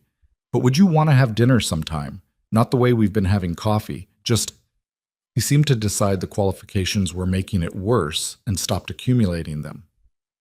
Dinner. She stood on the terrace of the apartment that was going to be hers, in the January light, looking at the cobblestones and the woman with the miniature raincoat dog who had paused to let the dog investigate something interesting at the base of a lamppost. Yes, she said. I'd like that. She felt saying it, the clean, specific quality of something that is true and is being said without modification or apology. Just, yes. Just, this is what I want, stated plainly in her own voice. Saturday? He said, and she could hear in his voice clearly that he'd been holding the question for a while. Saturday, she agreed. She stayed on the terrace after they rang off, a few minutes more, letting the January air move around her. The lease paperwork was inside on the kitchen counter, waiting for her signature. Lily would see it this weekend. They'd pick a color for her room together. Lily would choose something impractical, probably, some complicated shade she'd seen somewhere and fixated on. And Vivian would negotiate it into something they could both live with, and the room would end up something unexpected and entirely Lily's. She thought briefly about the last time she'd stood somewhere new and felt it was hers. She couldn't quite remember when that was, a long time ago. Before the marriage had become the primary thing she organized herself around. Before she had gradually, without noticing, handed over the task of deciding what her life looked like. She picked up the pen from where she'd set it on the railing. She signed the lease. The Saturday dinner was not romantic in any cinematic sense. They went to a small Basque place in Chambéry that Nathan had been going to for years. The kind of restaurant that had been in the same family for 3 decades, and where the lighting was warm, not because anyone had designed it that way, but because the fixtures were old and the bulbs had never been updated to anything colder. The tablecloths were slightly mismatched. The bread arrived without being asked for. Vivian had been more nervous getting ready than she'd expected. She'd stood in her closet in the Chambéry apartment. She'd been in it 2 weeks by then, still partially in boxes in certain rooms, Lily's bedroom fully unpacked because that had been the first priority. And she'd felt something she recognized from a very long time ago. From being in her early 20s and getting ready to see someone she actually cared about impressing. It was uncomfortable, and also, underneath the discomfort, something she hadn't felt in a long time. Alive to the moment, present in a way that mattered. She wore a dark blue dress she'd had for 2 years and never found the right occasion for. It was not the emerald. The emerald had been for a different night, a different kind of statement. This was just a dress she liked on herself and had never worn, and it was time to wear it. Nathan stood up when she came in, which was either old-fashioned or genuine or both, and he looked at her with the expression she'd been turning over in her mind since the gala. Not complicated, that was the thing. His expressions were remarkably uncomplicated for a person who thought as carefully as he did. He just looked glad she was there. "You found it okay?" he said. "GPS," she said. "I can't pretend I know Chambéry well enough to have found it otherwise. It's worth learning the neighborhood." He pulled out her chair. "I've been coming here since the 90s. The owner's daughter runs it now. Her father is still in the kitchen 4 nights a week, even though everyone tells him he's retired." "Does he listen?" "Absolutely not." Nathan sat down across from her. "He says the kitchen is his, and anyone who wants to retire him is welcome to try." They ordered, and then they talked. And the particular thing about talking to Nathan, which she had been aware of in their various meetings since the Mercado de San Miguel, but had not let herself notice in a personal register, was that the conversation moved without effort. Not because they agreed on everything or because there was no friction, but because he was actually interested in what she said, and she was actually interested in what he said. And in her experience, that combination was considerably rarer than it should have been. They talked about the apartment, and what she was still unpacking, and what she'd decided to leave in storage and let go of later. They talked about Lily's reaction to the new place, which had been, characteristically Lily, a period of approximately 48 hours of pronounced skepticism, followed by a full-scale emotional adoption of the new space, including renaming her room the Butterfly Headquarters, the logic of which remained private to Lily. "She's going to be extraordinary," Nathan said. "She's already extraordinary," Vivian said. "The question is whether she'll be manageable." She paused. "She asked me last week why Nathan didn't come for dinner anymore.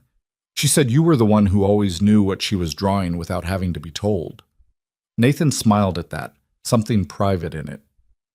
"She drew a picture in October and told me it was a robot fighting a cloud. I said it looked like a robot winning the argument, and she said that was exactly right. The cloud had said something rude." Vivian looked at him. "She told you the cloud had been rude?" The cloud had implied the robot wasn't waterproof, which the robot found insulting. Reasonably. He was completely sincere about this. "I told her the robot had a strong case, and she agreed." Vivian put her fork down and laughed. An actual laugh, full and unguarded, the kind that surprised her coming out.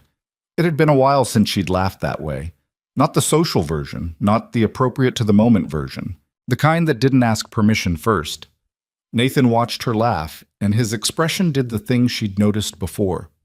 Simple and unambiguous, just glad. The dinner lasted 3 hours.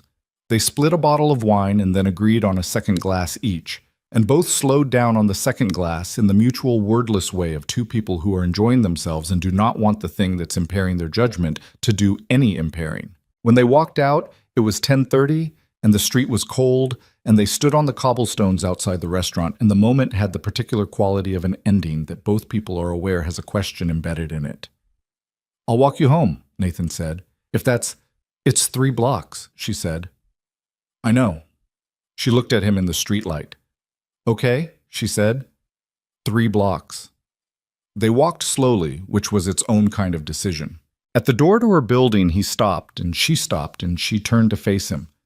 And the question that had been in the evening since the bread arrived was right there between them, obvious and patient.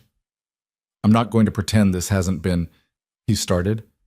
"Nathan," she said, "I know." "I want to be careful," he said, "with you, with the timing of it. You've got a lot that's still moving," she agreed. "I know that too." She looked at him directly. "I'm 32 years old and I have a 5-year-old daughter, and I just signed a lease on an apartment that's still in boxes, and my divorce isn't finalized, and my life is about 60% question marks right now." She paused. "And I also know what I know. I'm not 22. I don't need perfect conditions to recognize something that's true." He was quiet for a moment. "What are you saying?" "I'm saying let's do this right. Whatever this is. Slowly. With clear eyes." She held his gaze. "I'm saying yes, Nathan, to whatever this is, done at the right pace." He looked at her for a moment, just looked at her, and then he did something she hadn't expected.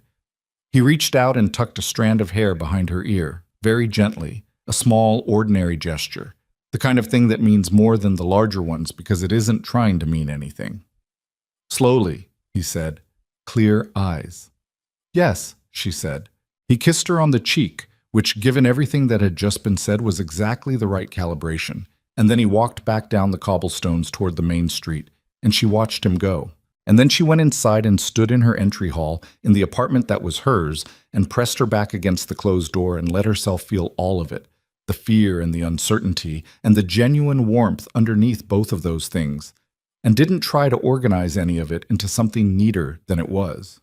It was messy. It was hers. Both things could be true. Spring came the way it always does in Madrid, abruptly and without much warning, the gray of February cracking open almost overnight into something warm and green-edged and particular to the city. By March, the boxes were fully unpacked. Lily's room had been painted a shade she had selected from a paint chip at the hardware store, with the absolute confidence of a person who knows what she wants. A sort of dusty lavender that Vivian had negotiated down from an intense fuchsia, and which they'd both ended up loving in the way of compromises that turn out better than either original position. The divorce was finalized on a Tuesday in March, which was a deliberately ordinary day. Vivian had told Elena she did not want to make an event of the signing, did not want to mark it as something dramatic in either direction. It was a document being finalized, the formal close of something that had already ended in the ways that actually mattered months ago. She signed her name, Elena made sure everything was correctly executed, and then Vivian went and had lunch by herself at a small place near Elena's office, a sandwich and a coffee, and sat in the spring light and thought about 8 years. She thought about the good parts. There had been good parts. She was old enough and honest enough to hold both things at once. The genuine joy of the early years and the way it had curdled, and the particular human tragedy of two people becoming strangers inside a life they'd built together. She thought about the night Lily was born, Damien arriving 20 minutes late with that look on his face that she'd only understood in retrospect, when he'd said on that kitchen stool in November that he'd been terrified. She thought about a vacation they'd taken to Portugal 4 years ago, before things had gotten bad, walking through Lisbon in the early morning before the city was fully awake.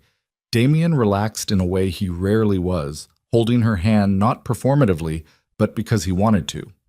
She thought about all the small kindnesses of the early years that had seemed ordinary then, and seemed significant now only because of what came later. She didn't cry, not because she was suppressing it, but because the grief for those years had been processing for months now, had been doing its work quietly alongside everything else. And what was left on this particular Tuesday afternoon in March was not raw. It was something more settled, like scar tissue, changed, slightly thickened, but healed over. She paid for her lunch and walked back to the apartment in the spring air and called Mara. "It's done," she said. "How are you feeling?" Like a person who just finished something long and difficult and is sitting in the quiet on the other side of it. She paused. "A little strange, mostly okay." "That's the right feeling," Mara said. "Exactly the right feeling. I'm picking up Lily in an hour. We're going to the park." "Good," Mara said. "Go to the park." Damien had, over the course of the winter and into spring, become something she hadn't predicted. A more present father than he'd been for the last 3 years of the marriage. She didn't know entirely what to make of this, and she tried not to make too much of it in either direction, neither crediting it so heavily that she reset her assessment of him, nor dismissing it as performance when the evidence didn't support that reading. What the evidence supported was that he showed up for Lily, consistently. He was there when he said he'd be there. He knew what she was drawing. He showed up for the violin recital in February and sat in the third row and cried discreetly into his phone screen when Lily played her piece, which was both embarrassing and, Vivian thought privately, genuinely touching. He and Vivian had settled into something that she had no good word for. Not friendship, not exactly, but a functional and sometimes even warm co-parenthood.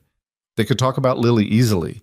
They could sit in the same room during school events and be civil and occasionally more than civil. Once, after a school pickup that they'd both arrived for simultaneously, they'd stood in the car park for 20 minutes talking about nothing significant, and she'd realized afterward that she'd forgotten to be braced for the conversation, had just had it.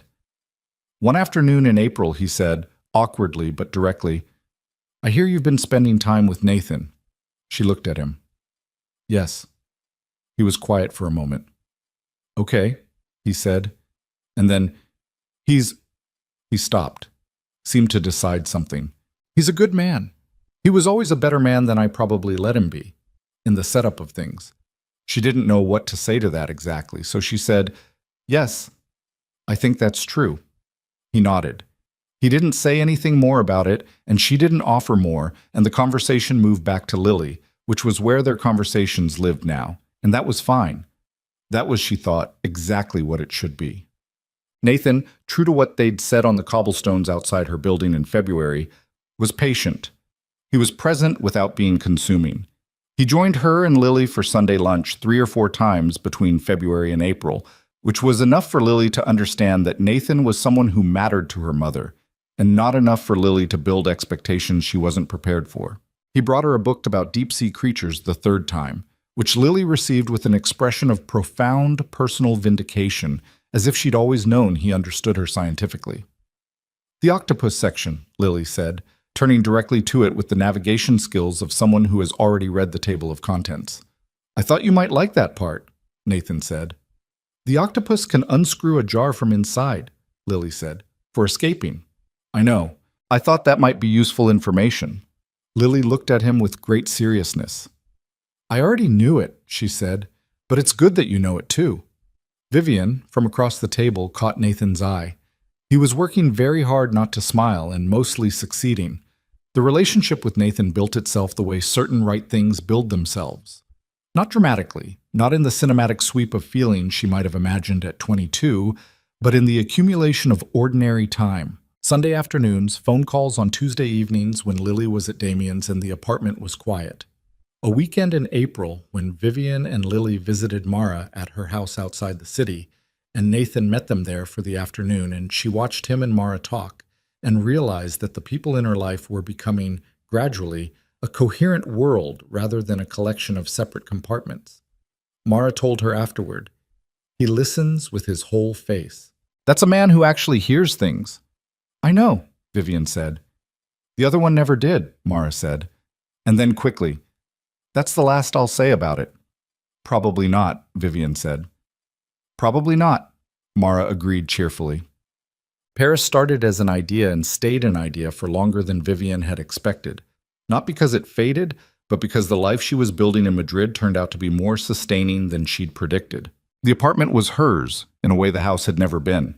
She'd chosen every piece of furniture in it, had made impractical decisions about the bookshelves and the kitchen counter stools, and had not compromised on the terrace chairs, even though they were expensive and purely aesthetic, and could not be justified on any practical basis. She had gone back to something she'd set aside years ago, her interest in textile art, taken a class on Thursday evenings at a studio in Malasaña, taught by a woman in her 60s who had no patience for self-consciousness, and said so with a directness Vivian found entirely refreshing. She was not rebuilding the life she'd had before. She understood that clearly. You don't get to go back to the 22-year-old version of yourself. What you get, if you're lucky and you do the work, is access to the qualities that 22-year-old had before she learned to suppress them. The curiosity, the willingness to not know things, the capacity to be surprised by her own preferences. She had those back. That felt like enough. Paris came back into the conversation in June, almost exactly 7 months after the gala. It started with a phone call from an old friend, Isabelle, who had gone to Paris after university and never come back and ran a small gallery on the Rive Gauche, and had been asking Vivian to come visit for 3 years.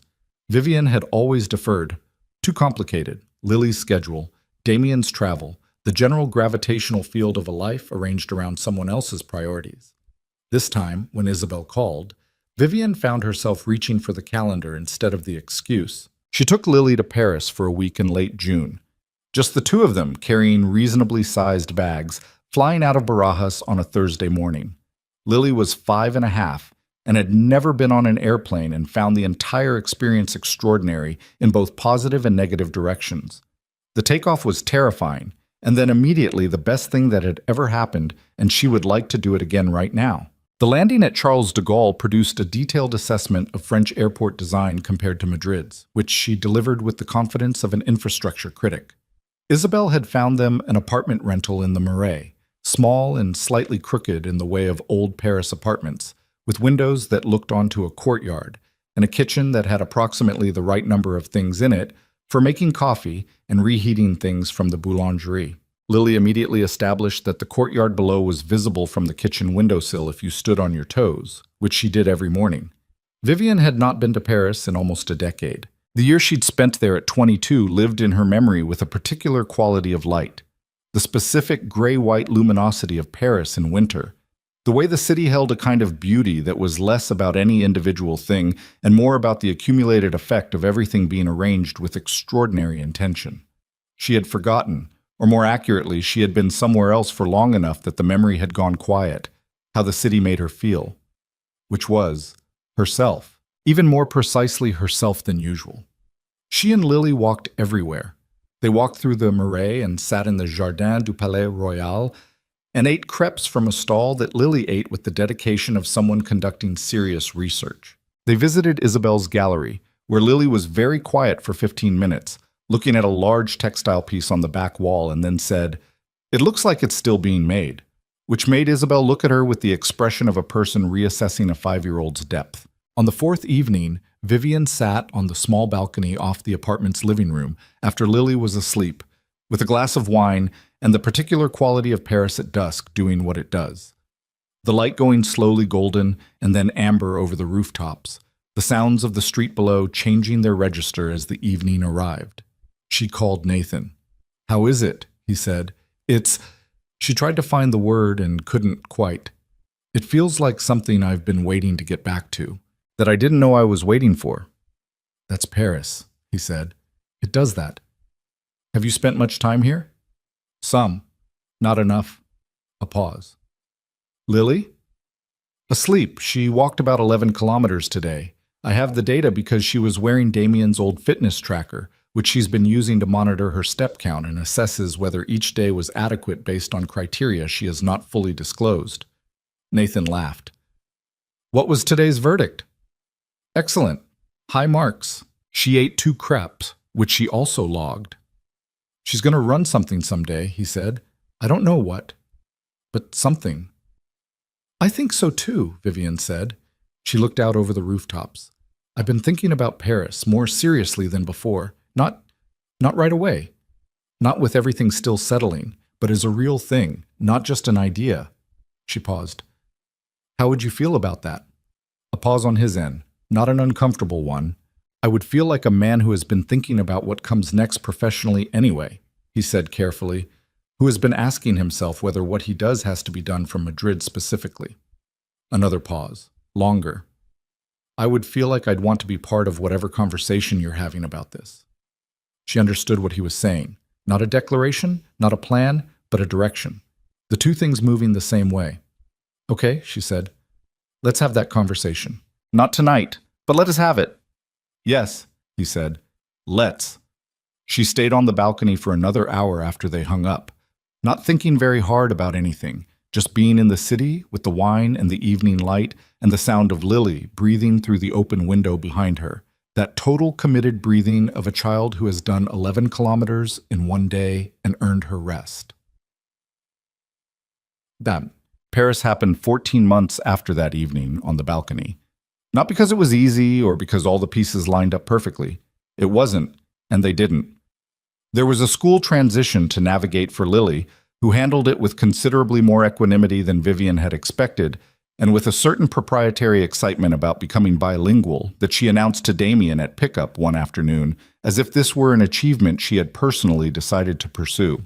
There was the question of the Madrid apartment, which Vivian kept, subletting it for the first year as a practical hedge against the uncertainty of the move. There was Nathan's situation, which he had been working through with a methodical patience entirely his own. He had restructured his professional life over the course of the year following the Galveston collapse, moving from corporate partnership into independent advisory work with a smaller and more carefully chosen client base. And this turned out to be something he could do from Paris as easily as from Madrid, more easily in certain respects. And there was Damien, who was, and this was the part Vivian would not have predicted in November of the previous year, genuinely supportive of the Paris move, after a difficult conversation in which he expressed understandable resistance, then asked specific questions about access and logistics, then went away and came back a week later having clearly thought it through. "She can be with me summers," he said, "and I'll come to Paris. I've been meaning to build something in France anyway, business-wise. This gives me a reason to actually do it." She looked at him across her kitchen table. She'd moved the meetings to her apartment now, neutral ground both ways, and thought about all the versions of this conversation she'd imagined over the past year, none of which had included him being reasonable. "You're being reasonable," she said, not entirely able to keep the surprise out of it. He made a face. "I'm trying," he said. "It's taking more effort than it probably should." A pause. "She's going to be extraordinary in Paris. She's going to speak French with no accent in 6 months, and she's going to come home and be slightly superior about it, and I'm going to pretend to find it irritating and secretly think it's the best thing I've ever heard." He paused. "I know what it costs to be the one who stays. I'm not—" He stopped, started again.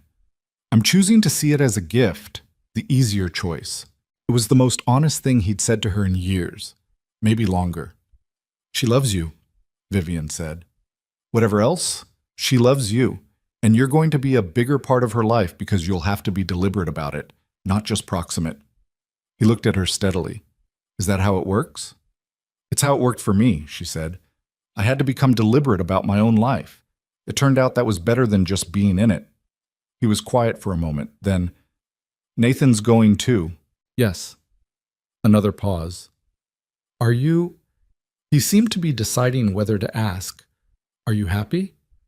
With him?" She thought about the question. It was, she realized, the first time he'd asked her something like that, genuinely asked, as if he actually wanted to know. Yes, she said. Not in the uncomplicated way.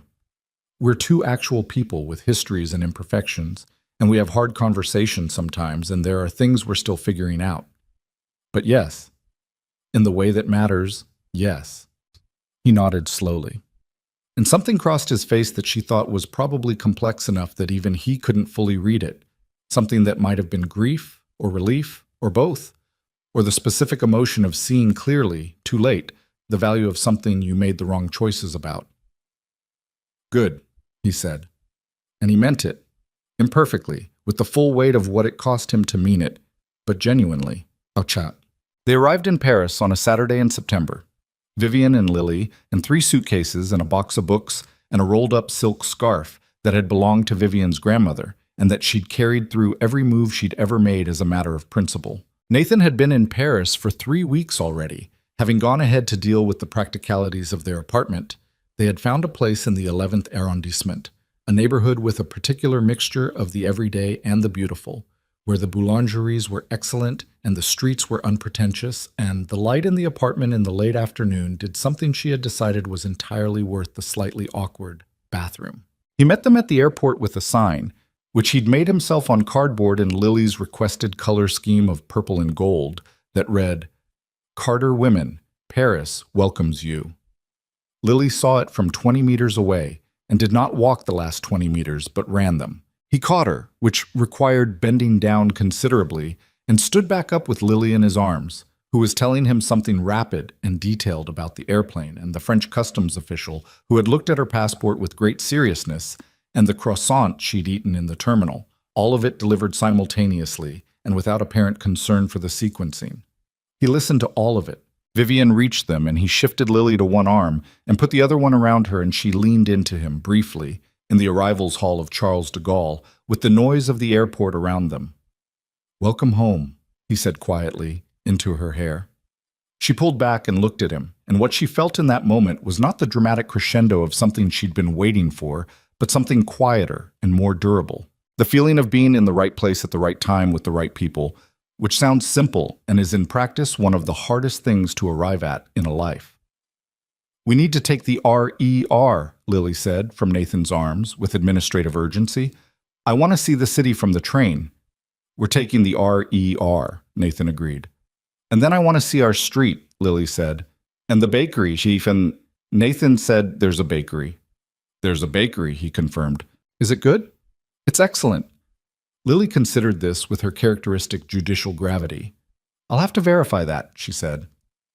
The first year in Paris was not uncomplicated, because nothing real is uncomplicated, and they were real people making a real life in a city that rewarded the people who took it seriously.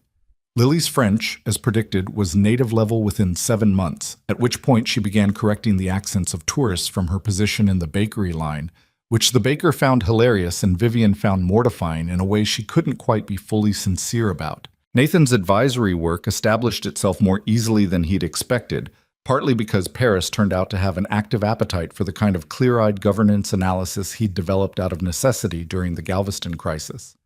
Vivian went back to school, not for anything so formalized as a degree, but for a series of courses in textile design and art history that fed something she'd kept half alive for years and now wanted to develop properly. They argued sometimes, Nathan and Vivian, This was one of the things she'd been most wary of in the abstract.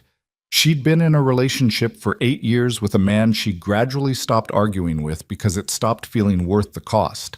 And the cessation of conflict had been, she understood in retrospect, one of the first signs of something going wrong.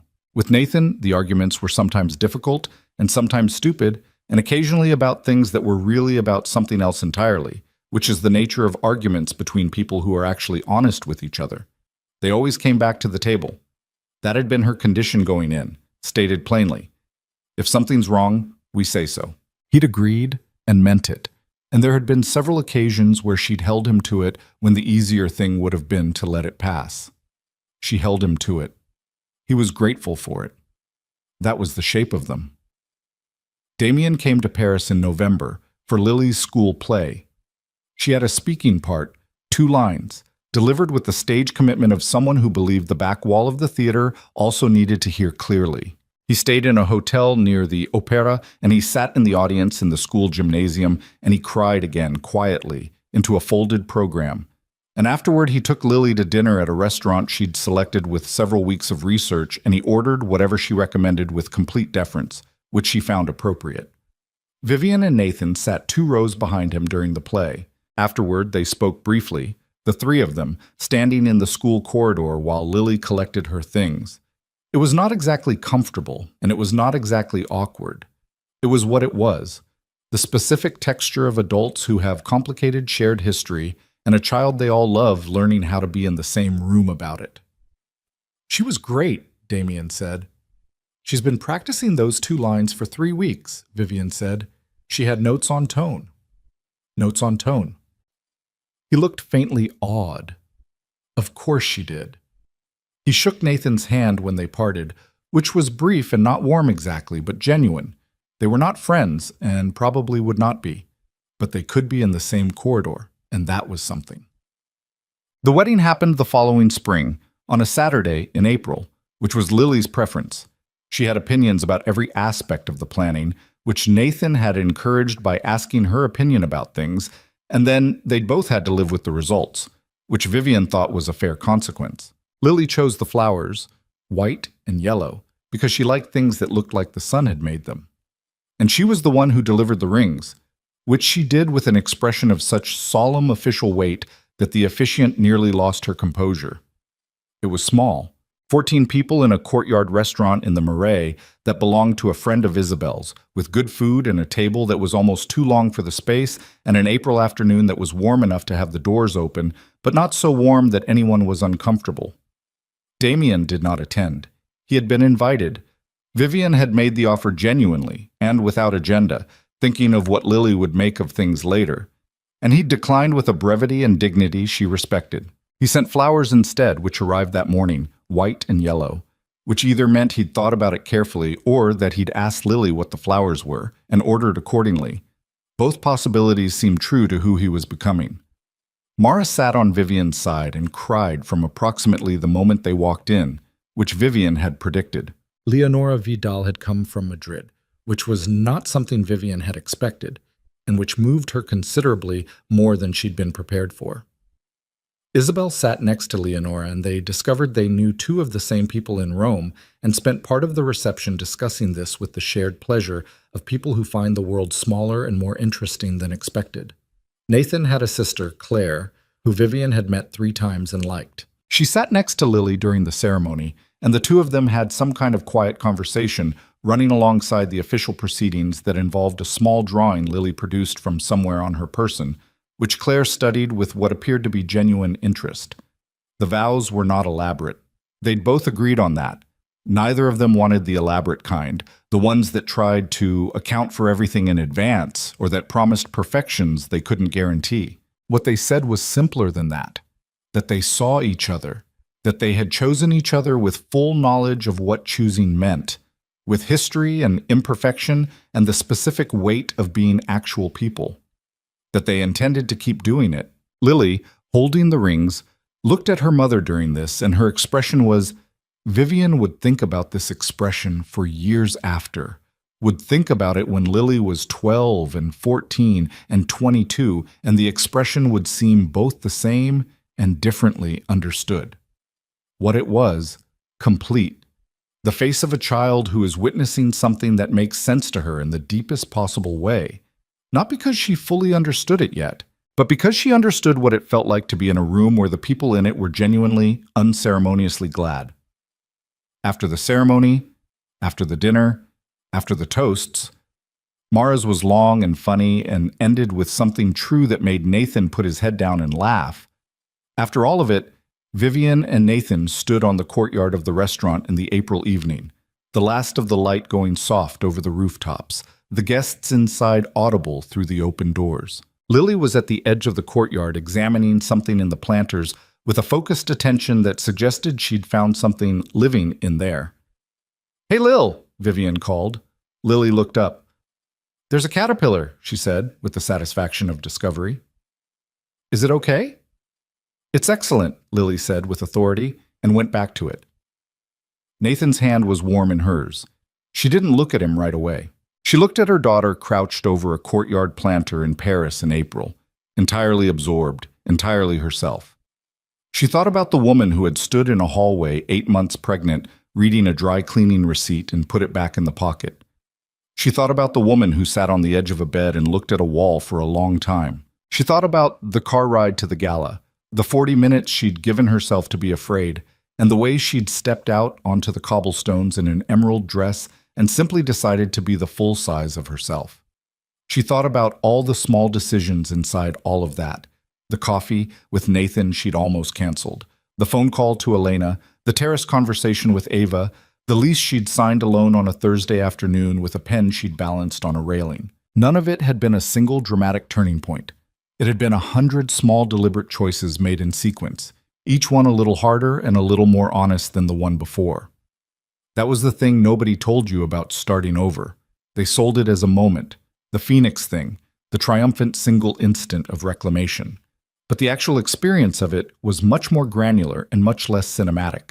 It was getting out of bed when you didn't know what you were getting out of bed for yet. It was making one phone call. It was wearing the dress. It was saying yes when you meant yes and saying wait when you needed more time and saying no to the things that had been slowly narrowing you for years. It was showing up, repeatedly, as yourself. Even when yourself was uncertain and tired and not entirely sure what came next. And you kept doing that imperfectly and consistently until one day you looked up and the life around you was one you'd actually built rather than one you'd stumbled into and stayed in out of inertia and fear. It didn't look like the life she'd thought she was building at 24. It didn't look like anything she could have planned in advance. It looked like hers. Nathan's hand tightened around hers, and she turned to him, and the evening light was doing its April Paris thing across the rooftops, and her daughter had found a caterpillar, and the people inside were laughing at something, probably Mara. "You okay?" Nathan said. "Very okay," she said. He looked at her the way he looked at her, and she looked back, and Lily called out from the planter that the caterpillar was moving with intention, which she reported as positive data. The evening held them all, gently, and didn't ask for anything more than what it was. Neither did she. That had been the whole lesson in the end, and it had taken her longer to learn it than she would have liked, and she was grateful she'd learned it at all. That a life built on the honest terms of who you actually are is worth more than any version of your life that requires you to be smaller than you are to sustain it, and that it's never too late to choose it, even from a hallway, even holding a receipt, even standing very still in someone else's room, already knowing it's time to move.